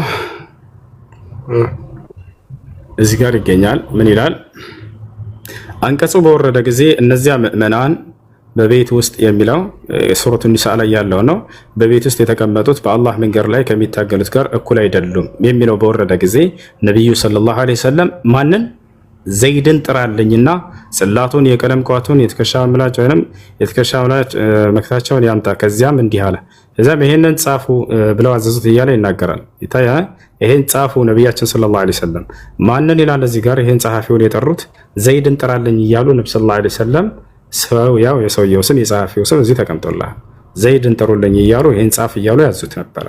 ይህ ሱሐባ ቃል በቃል ዘይድ እኔ ከነብዩ ሰለላሁ ዐለይሂ ወሰለም ዘንድ ቁጭ ብዬ ራእይ የምጽፈው ነው የነበርኩ እያለ ይናገራል ቃል በቃል ወጣን። ስለዚህ አዲስ ኪዳን ላይ ሐዲስ ላይ ይገኛል። ሐዲስ ነብያችን ሰለላሁ ዐለይሂ ወሰለም እየጠሩ ስሙን እና ዘይድ ቁርአን ጻፍ ይሉት ነበር። እርሱም ሲመሰክር ቁጭ ብዬ ከነብዩ ሰለላሁ ዐለይሂ ወሰለም ዘንድ ቁርአንን እጽፍ ነበር፣ ራእይን እጽፍ ነበር እያለ ይናገራል። እሺ ሌላ ምን ነበር የፈለከው? የነብዩ ሰለላሁ ዐለይሂ ወሰለም የህይወት ታሪክ አይደለ? የነብዩ ሰለላሁ ዐለይሂ ወሰለም የህይወት ታሪክ እዚህ ጋር መጽሐፍ አውጥቼ ነው ማሳየህ። አብሽር ያውና ታውጣለህ መጽሐፉ ናውጣለህ። ይህ መጽሐፍ ምን ይላል? ይህ ኪታብ روضة الأنوار في سيرة النبي المختار تأليف فضيلة الشيخ صفي الرحمن المبارك فوري رحمه الله تعالى سيجاري مجمرة وقد سلينا ያገኛለን። ተርጉምልኝ እስቲ አረብኛ ስለማልችል። ተረጉምልሃለሁ። አብሽር የህይወት ታሪካቸውን እዚህ እንመልከት። ምን ይላል እዚህ ጋር? ሙሐመድ ሰለላሁ ዐለይሂ ወሰለም አስሉሁ ወነሽአቱሁ ወአሕዋሊሂ ቀብለ ኑቡዋ የነብዩ ሰለላሁ ዐለይሂ ወሰለም መሰረታቸው አስተዳደጋቸው ከነብይነት ዘመናቸው በፊት የነበረው የህይወት ታሪካቸው ይላል። እነሰቡ ሸሪፍ እንግዲህ የዘር ሐረጋቸው ሊናገር ነው። ሁወ አክረሙ ኸልቂላህ ወአፍደል ሩሱሊህ ወኻተም አንቢያኢሂ ሙሐመድ ብኑ ዓብድላህ ያው ሙሐመድ ይባላሉ። የዓብደላህ ልጅ ኢብኑ ዓብድልሙጠሊብ የዓብድልሙጠሊብ ልጅ ቅድመ አያታቸው ኢብኑ ሃሽም ኢብኑ ዓብድ መናፍ ኢብኑ ቁሰይ ኢብኑ ኪላብ ኢብኑ ሙራ ኢብኑ ከዕብ ኢብኑ ሉአይ ኢብኑ ጋሊብ ኢብኑ ፊህር ኢብኑ ባሪክ ኢብኑ ነድር ኢብኑ ኪናና ኢብኑ ኹዘይማ ኢብኑ ሙድሪካ ኢብኑ ኢልያስ ኢብኑ መዳር ኢብኑ ኒዛር ኢብኑ ማዕድ ኢብኑ ዓድናን ወዓድናን ሚን ዙርየት ኢስማዒል ያው የኢስማዒል ዘር አላቸው። ከዚያ በኋላ የአብርሃም ልጅ ናቸው በኢስማዒል በኩል ማለት ነው። ነቢያችን ሰለላሁ ዐለይሂ ወሰለም ሐዲስም ላይ ቃል በቃል አምላክ አላህ አብርሃምን መረጠ ከእርሱም ኢስማዒልን መረጠ ከእርሱም እኔን መረጠኝ እያሉ ይናገራሉ። አላህ በቁርአን ላይ ቃል በቃል የአብርሃም ልጅ እያለ ይጠራቸዋል። ሚለተ አቢኩም ኢብራሂም ይላል። ሙሐመድ ሆይ ይህ ሃይማኖት የአባትህ የአብርሃም መንገድ ነው እያለ ይናገራቸዋል። አባትህ እያለ ይጠቅሳቸዋል። ነቢያችን ሰለላሁ ዐለይሂ ወሰለም ቃል በቃል ሐዲስ ላይ ምን ይላሉ? ኢነላሃ ቀድ ረዘቀኒ ፊ ሃዚሂ ሌይላ ቢወለድ ወሰመይቱሁ ቢስሚ አቢ ኢብራሂም ዐለይሂ ሰላም አሉ። ወንድ ልጅን ወለዱ ነቢ ሰለላሁ ዐለይሂ ወሰለም እና እንዲህ ምን አሉ? እነሆ በዛሬዋ ሌሊት አላህ ወንድ ልጅን ለግሶኛል፣ ይህንንም ልጅ በአባቴ በአብርሃም ስም አብርሃም ብዬ ወይም ኢብራሂም ብዬ ሰይሜዋለሁ እያሉ ይናገራሉ። የመጨረሻ ልጃቸው ስሙ ኢብራሂም ይባል ነበር። ገብቶሃል አይደል? ያንንም በአባቴ በአብርሃም ስም እያሉ ይናገራሉ። አባቴ እያሉ ነው ብዙ ጊዜ። ታንኪዩ በቃ ታንኪዩ። ሶ ወደ ሶስተኛ ጥያቄ ሄድልኝ። እሺ ሶስተኛው ነበር አስታውሰኝ። ራስ ላይ ጠብ ማለት የለበትም። ጠብ ካለም ገሃነም እንደሚጠብቅ የሚገልጽበት ፓርት አለ አይደለ? እሺ ላስረዳሽ። አስረዳኝ። በጣም ጥሩ። እሺ እንትን ጠብ ማለት የለበትም ራስህ ላይ የሚለው ነገር አንድ ሰው ሶላት የሚሰግድ ከሆነ ራሱን በንጽህና መጠበቅ አለበት እንደ ኢስላም ወታላ አይደል? ሳያውቀው ለሶላት አይደለም ያልኩት። ንጽህና በማንኛውም ሰዓት የሚል ነገር የለም። ከሶላት ጋር በተያያዘ ነው ኢስላም እንዳውም ያን ነገር ያለው። እንዳው ሰው ከሶላት የለም እንደዛ የሚል ነገር የለም። ነቢያችን ሰለላሁ ዐለይሂ ወሰለም ጣራን ነገር ሲያነሱ ጊዜ ከሶላት ጋር በተገናኘ እንጂ ሰውየው ከሶላት ውጭ በሆነ ጊዜ ለምሳሌ ሽንቱ ጠብ ቢልበት የሆነ ቤት እየቀባ እንደዚህ ላይ ዛኔ ይሄ ከኢባዳ ከአምልኮ ጋር ይያዛል ወይ አይያዝም። ሶላት በሚሰግድ ጊዜ ግን ያንን ንጽህናን ጠብቆ መስገድ አለበት ነው ከሶላት ጋር በተያያዘ እንጂ አያችሁ ሽንት ጠብ ካለ ወደ ገሃነም ይሄዳል ይሏቸዋል። ወላሂ ትልቅ ውሸት። እሺ እዚሁ አካባቢ በመጸዳጃ ቤት ፈጣሪ አለ አይገኝም ይባላል አይደለ? እሱ ያለው በክርስትና ነው። ላሳየህ መጽሐፍ ቅዱስ ላይ እግዚአብሔር ምን ይላል? አንድ ሰው ሲጽዳዳ በእስልምና ነው ያልኩህ። እኔ አስረዳለሁ፣ ችግር የለውም። በእስልምና ነው ያልኩህ። እሺ አስረዳለሁ፣ አዳምጠኝ። እሺ አምላካችን አላህ ሱብሓነሁ ወተዓላ በማንነቱ ከፍጥረት ዓለም ሁሉ በላይ ከአርሽ በላይ ነው ያለው። ቃል በቃል ይሄን በቁርአን ላይ ይናገራል። አርራህማኑ ዐለል አርሽ እስተዋ ይላል። እርሱ አዛኛው አምላካችሁ አላህ ከአርሽ በላይ ከፍጥረት ዓለም ሁሉ በላይ ከፍ ብሏል ብሎ ይናገራል። በእውቀቱ፣ በእይታው፣ በማየቱ፣ በመስማቱ፣ በመርዳቱ በሁሉ ነገሩ ከፍጥረት ዓለሙ ጋር አለ። በማንነቱ ግን ከእርሱ ከአርሽ በላይ ነው፣ ከፍጥረት ዓለም ሁሉ በላይ ነው። ገብቶሃል አይደል? አብዱላህ ብን አባስ ሲናገር ምን አለ? አብዱላህ ብን መስዑድ አላሁ ፊ ሰማ ወዕልሙሁ ፊ ኩሊ መካን ወላ የኽፋ ዐለይሂ ሸይኡን ሚን አምሪኩም አለ። አምላካችሁ አላህ ከሰማያት ከአርሽ በላይ ነው፣ እውቀቱ ደግሞ በሁሉም ቦታ ያካበበ ነው አለ። ያ ማለት ከእርሱ የሚሰወር አንዳች ነገር የለም። ወላ የኽፋ ዐለይሂ ሸይኡን ሚን አምሪኩም አለ። ከእናንተ ቅንጣት የሚደበቅበት ነገር የለም እያለ ይናገራል። ሽንት ቤት ውስጥ ሰዎች ሲገቡ የሚናገሩትን ማንኛውንም ነገር አላህ ሱብሓነሁ ወተዓላ የሚደበቅበት ነገር የለም። ወጣቸዋል አይደለ? ያን ሁሉ እንትን ይላል። ያ ነው ያውቃቸዋል፣ ይሰማቸዋል፣ ሁላቸው ነው። ከእርሱ የሚሰወር ነገር ስለዚህ አንተ የምታወራውና ሌሎች የሚያወሩ በእስልምና ስር ያሉት ይሄን ነገር ሁለት ነገር ይሆናል። ገብቷል? ከዚህ አንግልስ ያስረዳኝ ማለት ይለያያል። አገርኩ ተቃራኒ የተናገረ ሰው ካለ እኔ የተናገረ አልሰማሁም። አምላክ አላህ ሱብሓነሁ ወተዓላ በእውቀቱ ሁሉም ቦታ ያካበበ ሁሉም ሰው እኮ ይናገራል። ይሄን የማይናገር ሰው ካለ ተሳስተዋል። አላህ ሱብሓነሁ ወተዓላ በእውቀቱ ሁሉም ቦታ ያካበበ ነው። ይሄን ነብዩላህ ሙሳ ሲናገር ምን ይላል? ኢነማ ኢላሁኩም አላህ ላ ኢላሃ ኢላ ሁወ ወሲዐ ኩለ ሸይኢን ዒልማ ይላል። አምላካችሁ እርሱ አላህ ነው አለ ሙሳ ለህዝቦቹ። ከእርሱ በስተቀር ሌላ ማንም አምላክ የለም ካለ በኋላ እውቀቱ ሁሉን ቦታ ያካበበ ነው እያለ ይናገራል። ከእርሱ እውቀት ምንም የሚደበቅ ነገር የለም። ተዋላል ሁሉም ቦታ ያውቀዋል። ሰዋኡን ሚንኩም መን አሰረ አልቀውለ ወመን ጀሀረ ቢህ ወመን ሁወ ሙስተኽፊን ቢለይል ወሳሪቡን ቢነሃር ይላል አላህ።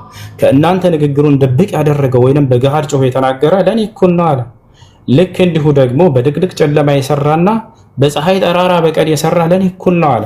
ጨለማ ላይ ሆኖ ስለሰራህ አትደበቅብኝም። ወታቸዋል አይደለ? በኩሽኩሽታ ቀስ ብለህ ስለተናገርክም ጮኸህ ብትናገርም ለኔ ያው ነው አለ አላህ ሱብሓነሁ ወተዓላ። ሁሉም በእርሱ ዘንድ እኩል ነው። ይሄን የሚደበቅበት ነገር የለም። ሁሉንም ያየዋል፣ ይሰማዋል። ገብቷል አይደለ? ሰዎች በምድር ላይ ምን እንደሚያ አላህ ሱብሓነሁ ወተዓላ በቁርአን ላይ የተናገረው በርካታ የቁርአን አንቀጽ አለ። ሰዎች ተደብቀው የተናገሯትን በቁርአን ላይ ያስፈሩታል። ከእርሱ የሚደብቅ ነገር የለምና ነቢያችን ሰለላሁ ዐለይሂ ወሰለም ከዕለታት አንድ ቀን ሶላት እየሰገዱ እያለ ከነጫማቸው 2 ረካ እንደሰገዱ የዙህር ሶላት ሰሃቦችን እያሰገዳቸው እያለ ጅብሪል ተልኮ መጣ ከአላህ ዘንድ። ሙሐመድ ሆይ ጌታ ወደ አንተ ልኮኝ ነው፣ የለበስከው ጫማ ነጃሳ ረግጧል እያለህ ነው አምላክህ አላህ አላቸው። ጫማ ምን እንደረገጠ ጫማ ያውቃል አላህ ሱብሓነሁ ወተዓላ። ምንም የሚደበቅበት ነገር የለም። አይደለም ሰው የሚያክል ነገር ቁጭ ብሎ ሽንት ቤት ማለት ነው። ሁሉንም ያውቃቸዋል አላህ ሱብሓነሁ ወተዓላ። የሚናገሩትን ሁሉ ያውቃል። ከእርሱ ቅንጣት የሚደበቅበት ነገር የለም። ገብቶሃል አይደለ? ያ ነው። እሺ ሌላ ጥያቄ አለ?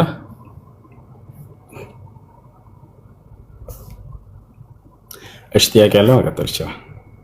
ታምራት ማማ ታምራት ሰላም ነው? እንዴት ነህ?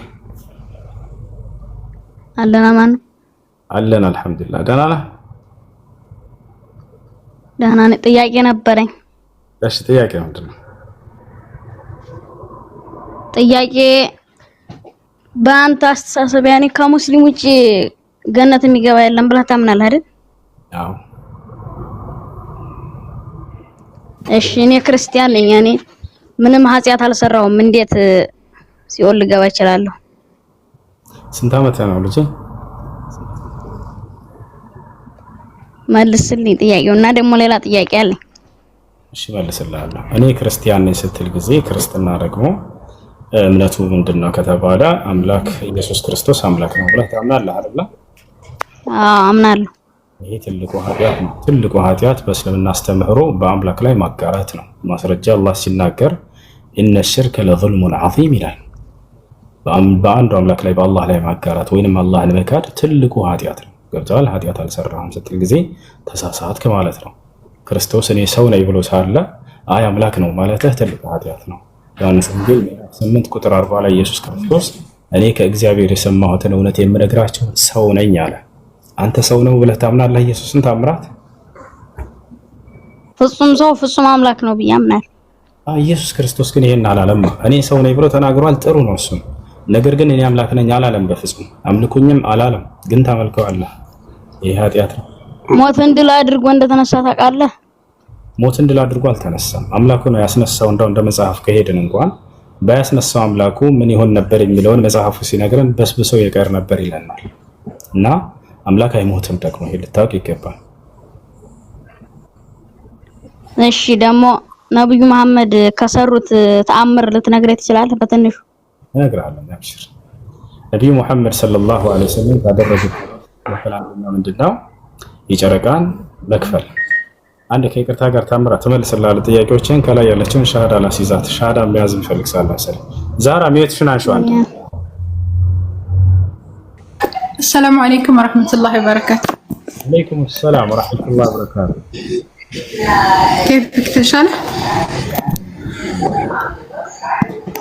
الحمد لله. نعم. كيف ያለሽ ዛራ? ተማያ ከታች ያለሽው ልጅ ይሰማሻል? ከታምራት በላይ ያለሽ። ሰላም አለይኩም። ዛራ ይሰማሻል? እሺ በቃ እንደሱ ከሆነ ዝም ካልሽ ታምራትን ጥያቄ ለመለሰለት የነብዩ መሐመድ ሰለላሁ ዐለይሂ ወሰለም ታምራቶች በጥቂቱ ንገረኝ። ነብያችን ሰለላሁ ዐለይሂ ወሰለም በጣም በርካታ ታምራቶችን አድርገዋል። ከዚያ መካከል አንደኛው ምንድነው? ጨረቃን መክፈላቸው። ነቢያችን ሰለላሁ ዐለይሂ ወሰለም የመካ ሰዎች ጠየቋቸው፣ አንተ ሙሐመድ ሆይ ያ ሙሐመድ ኢንኩንተ ነቢይን አሪና አያ፣ አንተ ሙሐመድ ሆይ እንዳው ነቢይ ከሆንክ ነቢያት ተአምር ሰርተህ ያሳዩ ነበርና ተአምር ሰርተህ እንድታሳየን እንሻለን አሏቸው። የመካ ሰዎች በዘመናቸው ያሉ ሰዎች ፈአራሁም ምን ሽቃቅ አልቀመር፣ ይሄን ያዩ የአይን ምስክሮች የሆኑ ሰሃቦች ምን አሉ? ነቢዩ ሰለላሁ ዐለይሂ ወሰለም የጨረቃን መከፈል አሳያቸው ይላል። ነቢያችን ሰለላሁ ዐለይሂ ወሰለም ጨረቃን ከፍለው አሳያቸው ለእነዚያ ሰዎች። አንደኛ እሱ ነው። ሁለተኛ ምንድነው? ቁርአን ላይ ያሳያ ቀጥልሽ እሱ ያመለክታል። አላህ በቁርአን ላይ اقتربت الساعة وانشق القمر ይላል። ጨረቃዋ ተከፈለች ያለ ይናገራል። ይሄን ያዩ የአይን ማኞች ሰሃቦች ሐዲስ ላይ ያለው ጨረቃን ከፈለ። አንድ የሜት አድርገው ከይቅርታ ላይ ያወራኝ ታርጋትሩ እሺና ሐዲስ ላይ እሱን አውጥቼ ማሳያለሁ። ሌላኛው ሁለተኛ ምንድነው? ነቢያችን ሰለላሁ ዐለይሂ ወሰለም ከመካ እስከ ቤተል መቅደስ ወይንም ቤተ መቅደስ ኢየሩሳሌም የሚገኘው ከዚያም በኋላ ሰባቱን ሰማያት አድርገው መሄዳቸው በአንዲት ሌሊት ቅጽበት አስቡት። ይሄንን መልአኩ ገብርኤል ነው ይዟቸው የሄደው። ከመልአኩ ገብርኤል ጋር ቀጥታ ከመካ እስከ ኢየሩሳሌም ከኢየሩሳሌም እስከ ሰባቱ ሰማያት ድረስ አቆራርጠው ሄደው ደርሰው ከአምላክ ጋር ንግግር አድርገው መምጣታቸው ሁለተኛው ድንቅ ተአምር ይሄ ነው። ይሄ በቁርአን ላይ ተጠቅሷል። አላህ ሱብሓነሁ ወተዓላ ሱረቱል ኢስራ መጀመሪያ ላይ ይገልጸዋል። ሐዲስም ላይ ልክ እንደው ሰሒህ ሙስሊም 162 ላይ እናገኘዋለን። ሶስተኛ ሌላ ነቢያችን ሰለላሁ ዐለይሂ ወሰለም ያደረጉት ተአምር ምንድነው? ሱሐቦቻቸው ከዕለታት አንድ ቀን ውዱእ የሚያደርጉበት ውሃ አጥተው አስፈልጓቸው መጡና ጠየቋቸው፣ አንተ የአላህ መልእክተኛ ሆይ ውዱእ የምናደርግበት ውሃ የለንም፣ ሶላትም ደርሶብናል፣ ከየት እናምጣሏቸው? ነቢያችን ሰለላሁ ዐለይሂ ወሰለም ከጣቶቻቸው መካከል እንደዚህ ቢስሚላህ አሉና አፈለቁላቸው። ይሄን ያዩ የአይን እማኞች በርካታ ሰሃቦች መሰከሩ። ከጣቶቻቸው መካከል ውሃ ሲፈልቅም ተመለከትን፣ እኛም በዚያ ሁላችንም ውዱእ አደረግን ብለው ተናገሩ። አራተኛ ነቢያችን ሰለላሁ ዐለይሂ ወሰለም ለጥቂት ሰዎች የሚትበቃ ምግብን ጥቂት ምግብ ለብዙ ህዝብ የመባረክን ተአምር ተሰጥተው ነበር። ከዕለታት አንድ ቀን ነቢያችን ሰለላሁ ዐለይሂ ወሰለም የኸንደቅ ጦርነት ወይንም የአሕዛብ ጦርነት ጊዜ ነቢያችን ሰለላሁ ዐለይሂ ወሰለም በጣም ተርበው ነበር። ወደ 1400 የሚሆኑ 500 የሚሆኑ ሷሐቦች አሉ። እርሳቸው ተርበው ሳሉ ከሷሐቦቻቸው መካከል አንድ ሰው ተነሳና የእርሳቸውን መራብ ያየ ሷሐባ ቅርብ ቤት ነበረውና እዚያ እስኪ እንዳው ወደ ቤት ሄጄ ለነብዩ መሐመድ ሰለላሁ ዐለይሂ ወሰለም ተርበዋልና የሚበላ ምግብ ላምጣላቸው ብሎ ወደ ቤቱ ይሄዳል። እቤት ሄደና ሚስቱን ጠየቃት። ሚስቴ ሆይ የአላህ መልእክተኛ ነብዩ ሰለላሁ ዐለይሂ ወሰለም ተርበው ተመልክቻለሁ እና ይሄ ነገር አላስቻለኝም፣ እባክሽ ምግብ ካለ ስጭኝና ልውሰድላቸው አላት። ሰውየው ምን አለ? ሚስቱ ምን አለች? ቤት ውስጥ ምንም የሚቀመስ ነገር የለም አለች። ነገር ግን ትንሽዬ ዱቄት አለች፣ እንዲሁም ትንሽዬ ግልገል አለች፣ ፍየል ትንሽዬ ግልገል ነች። እሷን እንረዳትና ስጋ ሰርተን ይህንንም ቂጣ ጋግረን እንውሰድላቸው ካልክ እሺ አለችው። ሌላ ግን ምግብ ቤት ውስጥ የለም አለች። ሰውየውም እሺ አለ። ፍየሏን አረደ፣ ስጋዋን ጠባና ብረት ድስት ላይ አስቀመጠ። ድስት ላይ ካስቀመጠ በኋላ እሷ ሴትየዋ ምን አደረገች? ሚስትየዋ ዱቄቱን አበካች እስኪቦካ ድረስ ሂድና ለነብዩ ሰለላሁ ዐለይሂ ወሰለም እንዲሁም ከእርሳቸው ጋር 1 3 4 ሰዎች ከእርሳቸው ጋር ጋብዛቸው ይዛሃቸውና ለሌላ ሰው እንዳትናገር ምግቡ አይበቃምና ለብዙ ህዝብ አደራ በሚስጥር ለእርሳቸው በጆሮአቸው ብቻ ነገር ብላ አዘዘችው። ሰውየውም ሄደ ነብዩ ሰለላሁ ዐለይሂ ወሰለም ጋር ፈሰረሁ ይላል ሐዲሱ ላይ ነሰጠራቸውም ይላል በሚስጥር ነገራቸው ማለት ነው።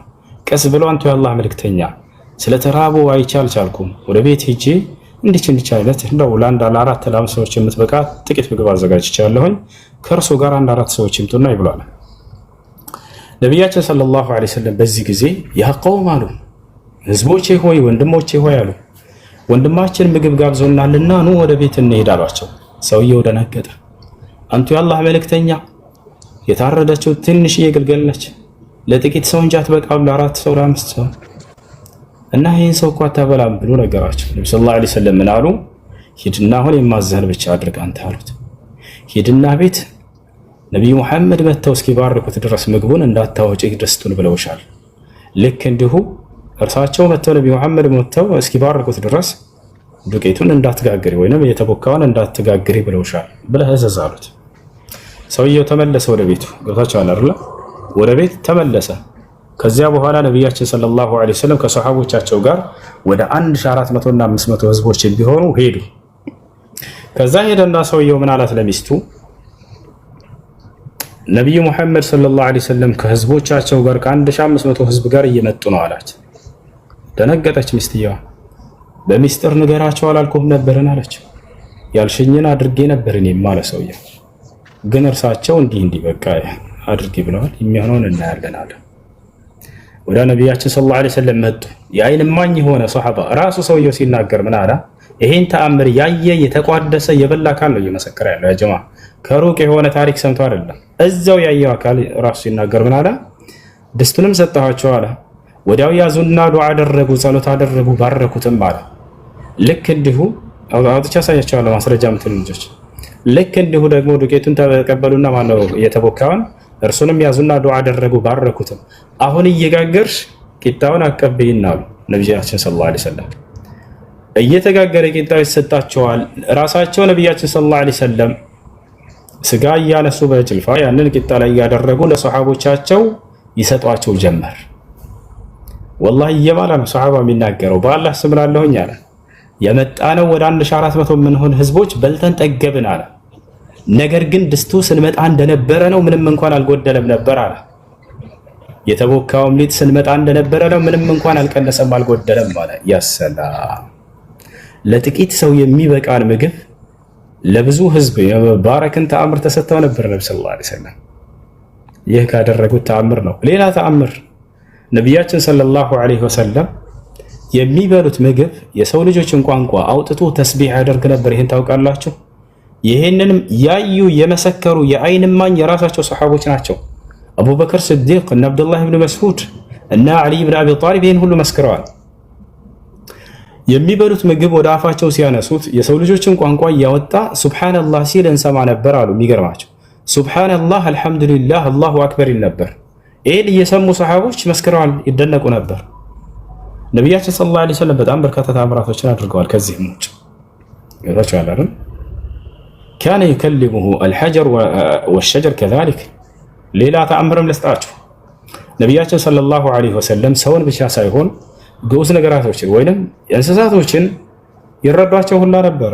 ለሱለይማን የተሰጠ አንድ ተአምር አለ። ቀድሜ ልንገራቸው። ሱለይማን ዐለይሂ ሰላም እንስሳትና አዕዋፋቶች ቋንቋቸውን ይረዳቸው ነበር። ወዑሊምና መንጠቀ ጠይር ይላል። የአዕዋፋትንም ቋንቋ አላህ አስተምሮናል እያለ ይናገራል። ገብታችኋል? ነብር፣ ጉንዳን፣ ፍየል፣ በግ፣ ከብት እነዚህ ሁሉ እንዳለ ያናገራቸው ነበር። ቋንቋቸውን ይረዳ ነበር። የራሳቸው የሆነ መግባቢያ አላቸው። ይሄን ታውቃላችሁ። ያንን እንዲረዱ አድርጓቸዋል አላህ ነቢያቶችን የተወሰኑ ሱለይማን እንዳደረገው ነብዩ ሰለላሁ ዐለይሂ ወሰለምንም ይህን ተአምር ሰጥቷቸዋል። አንድ እሱ ልጥቀስላችሁ የመጨረሻ በነቢያችን ሰለላሁ ዐለይሂ ወሰለም ጊዜ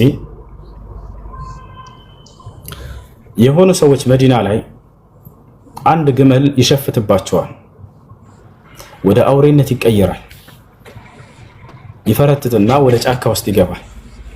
በዚህ ጊዜ እነዚህ ሰዎች በጣም ፈሩት፣ የተለየ ባህሪ በእርሱ ላይ አዩ። ወዲያው ወደ ነቢያችን ሰለላሁ ዐለይሂ ወሰለም ጋር መጡ የግመሉ ባለቤቶች። አሁንም ይሄን የሚመሰክሩት ያዩ ይሄንን ተአምር እንትን የዘገቡ አካሎች ናቸው።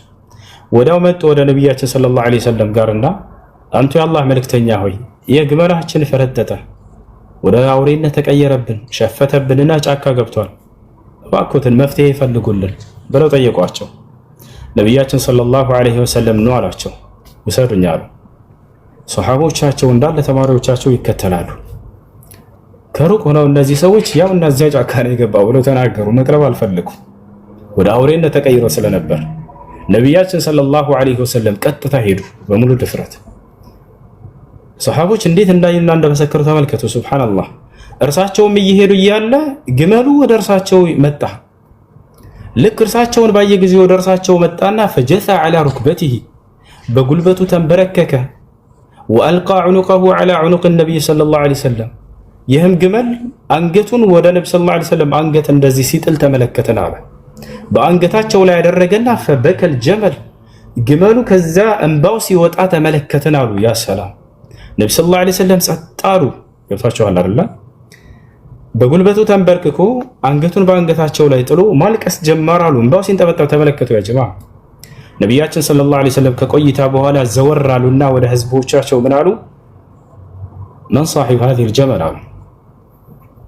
የዚች ግመል ባለቤት ማን ነው? የት ነው አሉ። አነ ያ ረሱለላህ አለ ሰውየው፣ እኔ ነኝ አንተ የአላህ መልእክተኛ አለ። ኢነሁ ሸካ ኢለይ አሉ ነቢያችን ሰለላሁ ዐለይሂ ወሰለም፣ ይህ ግመል አሁን ስሞታን አቅርቦልኛል። أنك تحمل عليه كثيرا ولا تعطيه ما يكفيه من القوت أنت ጭነትን ከልክ በላይ እንደምታበዛበትና የሚበቃውን ምግብ እንደማትመግበው ስሞታ አቅርቦልኛል በዚህም ምክንያት ነው የሸፈትኩት ብሎኛል አሉ ነብዩ ሰለላሁ ዐለይሂ ወሰለም። እና ስለዚህ አላህን ፍሩ ኢተቁላህ في هذه البهائم አሉ። እነዚህ መናገርና ማስረዳት በማይችሉ ድዳ እንስሳቶቻችሁ ጌታችሁን አላህን ፍሩ፣ ስለነርሱ አትበድሏቸው፣ የሚበቃቸውን መግቧቸው፣ ከአቅማቸውን በላይ አትጫኗቸው ብለው ከለከሉ። እና ግመልህን ይዘህ ውሰድ አሉት ነብዩ ሰለላሁ ዐለይሂ ወሰለም። ያ ፈርጥጦ የነበረ ሸፍቶ የነበረ ወደ አውሬነት ተቀይሮ የነበረ ግመል ነቢያችን ሰለላሁ ዐለይሂ ወሰለም ና ይዘህ ሂድ አሉት። አሁን ስርዓቱን ገዝቶ ወደ ቤቱ ተመለሰ። ይዘውት ሄዱ። ነቢያችን ሰለላሁ ዐለይሂ ወሰለም ይህን ተአምር ሰርተዋል፣ ይህን ተአምር አድርገዋል። ለእርሳቸው ስልጣን ሁሉ በሰማይ በምድር ተሰጥቷቸው ነበር። በሰው ላይ ብቻ አይደለም፣ እንስሳቶች ላይ ሁሉ። ሌላ ተአምር ልስጣችሁ። ነቢያችን ሰለላሁ ዐለይሂ ወሰለም መልአኩ ጅብሪል ዐለይሂ ሰላም ወደ እርሳቸው መጣ። አንዴ ነቢያችን ሰለላሁ ዐለይሂ ወሰለም ተአምር ማድረግ እፈልጋለሁኝ አሉት ጅብሪል ዐለይሂ ሰላም። ጅብሪል ዐለይሂ ሰላም ምን አላቸው? ሙሐመድ ሆይ ያችን ዛፍ ነይ በላት፣ እዘዛት፣ በአንተ ትእዛዝ ስር ነች ትመጣለች አላቸው። ይህም ቡኻሪና ሙስሊም ያለ ሐዲስ ላይ ነው። ነቢያችን ሰለላሁ ዐለይሂ ወሰለም ያችን ዛፍ ነይ በለው አዘዟት። ገብቷቸዋል አይደል? ወዲያው ዛፉ ተነቀለና ወደ እርሳቸው መጣ። ወዲያው ነቢያችን ሰለላሁ ዐለይሂ ወሰለም ተመለሽ ብለው አዘዟት። ወዲያው ተመልሳ ወደ ነበረችበት ቦታ ተተከለች። በትእዛዛቸው ስር ነበረ እያልኳቸው ነው። ሰማይ ምድር ላይ ያለ ነገር ሁሉ መልአክን አዘው አላህ ሱብሓነሁ ወተዓላን ጸሎት አድርገው መልአክ ያስልኩ ነበረ። ይህ በቁርአን ላይ ተገልጿል። ሱረት አልአንፋል ሁለተኛው ገጽ ላይ ኢዝ ተስተጊሱነ ረበኩም ፈስተጃበ ለኩም አኒ ሙሚድኩም ቢአልፊን ሚነል መላኢከቲ ሙርዲፊን ይላል አላህ። ሙሐመድ ሆይ እኔን ጌታህን አላህን እርዳታ በጠየከኝ ጊዜ የመላእክት ሰራዊትን በአንተ ላይ የአንድ ሺህ መላእክት ሰራዊትንም ላኩልህ እያለ ይናገራል። መልአክ ከጎናቸው ሆኖ ይዋጋ ነበረ። ያየ መሰክር አለ ወይ? አዋላ ሰዕድ ብን አቢ ወቃስ መሰከሩ። ሰሓቦች ያዩ። ማን መልአኮች ይመጡ ነበር? ገብርኤል እና ሚካኤል ይመጡ ነበር ወደ እርሳቸው። ቡኻሪ እና ሙስሊም ላይ ሐዲሱን ከፍተን እናሳያቸዋለን።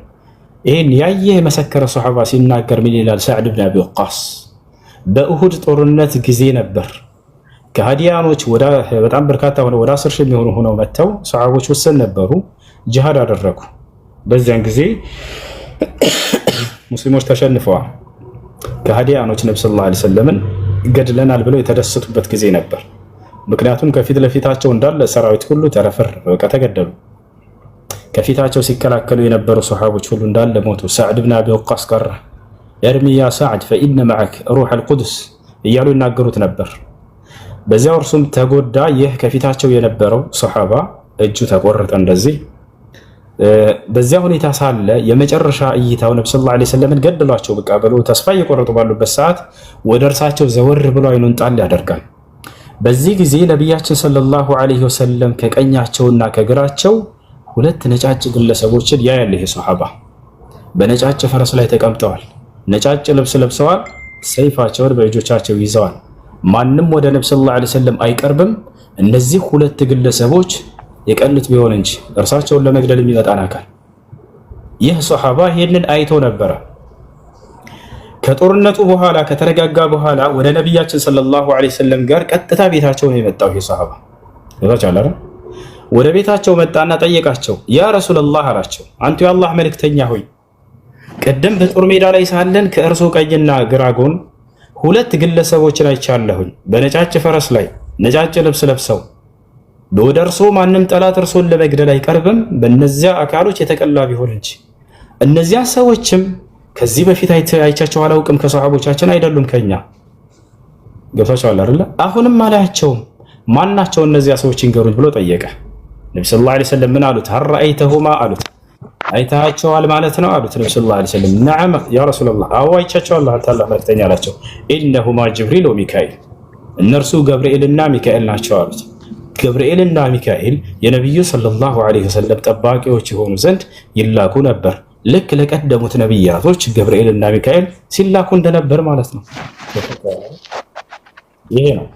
ይሄን ይመስላል። ይህ ከነገርኳችሁ ጥቂቱ የእርሳቸው ተአምር ነው። የነብዩ ሰለላሁ ዐለይሂ ወሰለም ተአምር ከ1000 በላይ ይበልጣል። ያ ጀማዓ ሸይኹል ኢስላም ኢብኑ ተይሚያ አልጀዋብ አስሰሒህ ሊመን በደለ ዲን አልመሲሕ የሚለው መጽሐፋቸው ላይ አልፉርቃን በይነ አውሊያ አርረሕማን ወአውሊያ ሸይጣን የሚለው ኪታባቸው ላይ ልክ እንዲሁ ኢማም አልበይሀቂ ረሒመሁላህ ተዓላ ፊ ኪታቢሂ ደላኢል ኑቡዋ በዚያ መጽሐፋቸው ላይ የነቢያችን ሰለላሁ ዐለይሂ ወሰለም ተአምር ከ1000 በላይ ይሆናል ብለው ይናገራሉ። ግን እኛ ትኩረታችን ይሄ ተአምር ሰርተዋል ማለት ላይ ሳይሆን ትምህርት ላይ ነው። ትምህርት ላይ ነው። እሺ ሶስተኛ ጥያቄ ልጠይቅ። ጠይቅሽ። ነብዩ መሐመድ እንደማንኛውም ሰው መካ መዲና ተወልደው ወደ ነብይነት የተቀየሩበትን በደንብ እንድታስረዳ ይፈልጋል። ጥሩ። ነብያችን ሰለላሁ ዐለይሂ ወሰለም የተወለዱት የት ነው? መካ ላይ ተወልደዋል። ከዛ ወደ መዲና ስደት አድርገው መዲና ላይ ኑረው እዚያው አርፈዋል። ነብያችን ሰለላሁ ዐለይሂ ወሰለም እንዴት ወደ ነብይነት ተቀየሩ ነው ልጁ ጥያቄው። ነቢያችን ሰለላሁ ዐለይሂ ወሰለም ከልጅነታቸው ጀምረው እስከ 40 ዓመት ድረስ ቆይተዋል። በዚህ ጊዜያቸው አምላክ ከእርሳቸው ጋር ምንም አይነት እንክብካቤ አላደረገም ወይ ወደሚለው ስንመጣ ጊዜ ላ አድርጓል። ገና ጨቅላ ሕፃን ሳሉ ገና የ3 ዓመት አካባቢ ልጅ ሳሉ ወደ እርሳቸው መልአኩ ገብርኤልን አምላክ አላህ ልኮ እንክብካቤ አድርጎላቸዋል። ትልቁ እንክብካቤ ምንድን ነው ከአምላክ ከተባለ ከኃጢአት መጠበቅ ነው። እርሳቸው ላይ ሰይጣን ስልጣን እንዳይኖረው ማድረግ ነው። ይሄ ነው አይደል ትልቁ እንክብካቤ አምላክ የሚያደርገው። አዎ ይሄን አድርጎላቸዋል። ሐዲስ ላይ አለ፣ ቡኻሪ ላይ ሙስሊም ላይ የተዘገበ ሐዲስ ነው የምነግራችሁ። ነቢያችን ሰለላሁ ዐለይሂ ወሰለም ገና የ3 ዓመት አካባቢ ሕፃን ልጅ ሳሉ ከሕፃናት ልጆች ጋር እየተጫወቱ መልአኩ ጅብሪል ወይንም ገብርኤል መጣና አስተኛቸው፣ ልባቸውንም ቀደዳቸው። ከዚያም ቀልባቸውን ከውስጥ አወጣ። ከጀነት ይዞት የመጣው የወርቅ ጥስት አለ፣ በዚያ ላይ የዘምዘም ውሃ አደረገበት። ገብታችኋል አይደል? የዘምዘም ውሃ ማለት አምላክ አላህ ሱብሓነሁ ወተዓላ ለአብርሃም ልጅ ለኢስማኤል ወይንም ለእናቱ ለአጋር በመልአኩ ገብርኤል በኩል ያወጣላት የሆነ የተባረከ ውሃ ነው። ያን ውሃ ራሱ መልአኩ ገብርኤል ያወጣው ውሃ ነው። ከዚያ በዚያ ላይ ልባቸውን አደረገና ካጠበው ካጸዳው በኋላ በእርሱ ላይ ያለውን ጥቁር የረጋች ደም የምትመስል እርሱን ከመነጨቀና በኋላ ሲወረውር ጊዜ ፈአልቃሁ ይላል ሐዲስ ላይ ወረወረው። ምን አለ? ያ ሙሐመድ هذا حظ الشيطان منك አላቸው። ሙሐመድ ሆይ ሰይጣን በአዳም ልጆች ላይ ሊኖረው የሚችለው ድርሻ ይህ ነበር፣ በአንተ ላይ ሊኖረው የሚችለው እነሆ የሰይጣን ድርሻ ከአንተ ላይ ከዚህ ጊዜ ጀምሮ ተነስቷል አላቸው። ያ ሰላም! ገና ለአቅመ አዳም ሳይደርሱ ገና ሕፃን ልጅ ሆነው እየተጫወቱ ሳሉ ነብዩ ሰለላሁ ዐለይሂ ወሰለም ሰይጣን በእርሳቸው ላይ ስልጣን እንዳይኖረው በህይወት ዘመናቸው አምላክ አላህ ሱብሓነሁ ወተዓላ መልአኩን ገብርኤልን ጅብሪልን ልኮ ይሄንን ስራ አሰርቶላቸዋል። ወዲያውም ይሄን ካደረገ በኋላ ጅብሪል ዐለይሂ ሰላም ከዚያ በኋላ ምን አደረገ? ልባቸውን ቀልባቸውን ወደ ቦታው መለሰው፣ ልባቸውንም ሰፋ። ሄደ ጅብሪል። ከዚያ በስንት ዓመታቸው? በ40 ዓመታቸው የነብይነትን ማዕረግ ተሰጡ። አያ ነብይ የሆኑት መቼ ነው? በ40 ዓመታቸው ላይ ነው። ነብዩ ሙሐመድ ሰለላሁ ዐለይሂ ወሰለም ነብይ እንዴት ሆኑ ወደሚለው እንምጣ። ነብይነት የሚገኘው በትግል አይደለም። እኔ ለምሳሌ አምልኮ ስለሰራሁኝ አምላክ ነብይ ያደርገኛል ብዬ ትግል ስላደረግኩ ኢላ በዚህ አይደለም። ነብይነት የአምላክ ምርጫ ነው። አምላክ የፈለገውን ሰው ነብይ ያደርጋል፣ የፈለገውን መልአክ መልእክተኛ አድርጎ ይልካል። ማስረጃ አላህ በቁርአን ላይ ሲናገር አላሁ የስጠፊ ሚነል መላኢከቲ ረሱለን ወሚነን ናስ፣ እኔ አምላካችሁ አላህ ከመላእክቶችን ከሰዎችን መልእክተኞችን ራስ ይመርጣለሁኝ። የራሱ ምርጫ ነው። ነቢያችን ሰለላሁ ዐለይሂ ወሰለም ታዲያ ልማዳቸው ምን ነበር? ከልጅነታቸው ጀምሮ ከተባለ ሰይጣን በእርሳቸው ላይ ስልጣን እንዳይኖረው ተደረገ ማለት በፍጹም የሰይጣንን ስራ ኃጢአትን አላደረጉም። ክህደትንም ሆነ ኃጢአትን በፍጹም እንዳያደርጉ ነው ሰይጣንን ስልጣንን አላህ ሱብሓነሁ ወተዓላ ከእርሳቸው ያነሳበት። በተቻለ አላህ ሱብሓነሁ ወተዓላ የሰይጣንን ተንኮል ያነሳላቸው በመልአኩ ጅብሪል ዐለይሂ ሰላም ስራ አማካኝነት ቅድም በነገርኳቸው። ስለዚህ አንዱን አምላክ አላህን በብቸኝነት የሚገዙ ከኃጢአት ሁሉ የራቁ ሆነው እስከ 40 ዓመት ዘመናቸው ድረስ ይቆያሉ። ልክ 40 ዓመታቸው ሊደርስ አካባቢ ላይ ነቢያችን ሰለላሁ ዐለይሂ ወሰለም ሑቢበ ኢለይሂል ኸላ ከሰዎች ሁሉ ገንጠል ብለው ለብቻቸው ሄደው ጌታቸውን አላህን ማምለክ በጣም ወደዱ። በጣም በዚህ ነገር ላይ ተወደደ ወደ ልባቸው። ከመካ እዛው ላይ የሚገኝ ከተራራዎች መካከል በአንድ ተራራ ላይ ጀበል ኑር ተብሎ የሚጠራ የብርሃኑ ተራራ ይባላል። በዚያ ውስጥ የሒራ ዋሻ የሚባል አለ። ዋሻ ቦታ ነች። ወደዛ ሂደው ነቢያችን ሰለላሁ ዐለይሂ ወሰለም ስንቅን ይዘው በሚስታቸው ኸዲጃ ስንቅን ታዘጋጅላቸዋለች። ያንን ስንቅ ይዘው ወደዚያ ዋሻ ይሄዳሉ። ለብቻቸው ጌታቸውን አላህን ተገዝተው ያ ስንቅ እስኪያልቅ ድረስ ይቆዩና ካለቀ በኋላ ወደ ቤታቸው ይመለሳሉ። ዳግም እንደገና ስንቅን ይዘው ወደዛ ይሄዳሉ። ለበርካታ ጊዜያት በዚህ ሁኔታ ቆዩ ነቢያችን ሰለላሁ ዐለይሂ ወሰለም። ቦታቸው አለ። ልክ አላህን እየተገዙ በዚህ ሁኔታ ባሉበት ሰዓት ነው መልአኩ ገብርኤል መጥቶ እዛ ነው የተገለጠላቸው። ፈጃአሁ መለኩል ሐቅ ወሁወ ፊ ጋሪ ሒራ ኢላል ሐዲስ ላይ የእውነትን መልአክ ወደ እርሳቸው መጣ። በሒራ ዋሻ ውስጥ ተቀምጠው አላህን እየተገዙ ሳሉ ማለት ነው። ቦታቸው አለ። ወዲያው መልአኩ መጣና ነብይነታቸውን አበሰራቸው። መለኮታዊ ራእይ ያወረደላቸው። ኢቅራ ቢስሚ ረቢከ አለዚ ኸለቅ ኸለቀል ኢንሳነ ሚን ዐለቅ ኢቅራ ወረቡከል አክረም አለዚ ዐለመ ቢልቀለም ዐለመል ኢንሳን ማ ለም ያዕለም የሚለው የቁርአን አንቀጽ ወረደ። መልአኩ ገብርኤል አብሳሪው መልአክ ተገለጠና ያ ሙሐመድ ኢነከ ለረሱሉላሂ ሐቀን አላቸው። ሙሐመድ ሆይ በእውነት አንተ የአምላክ መልእክተኛ ተደርገህ እነሆ ተመርጠሃል ብሎ አብሳሪው መልአክ ነብይነትን ማዕረግ አበሰራቸው ማለት ነው። ይሄን ይመስላል። ከዛም ጊዜ በኋላ አላህ ሱብሓነሁ ወተዓላ በእርሳቸው ላይ ቁርአንን አወረደላቸው፣ መለኮታዊ ራእይን አወረደላቸው። በዚህ ህግና ስርዓትም ትውልድህን አስተምር አላቸው። ይሄን ይመስላል። እሱን ኔትወርክ ይዞ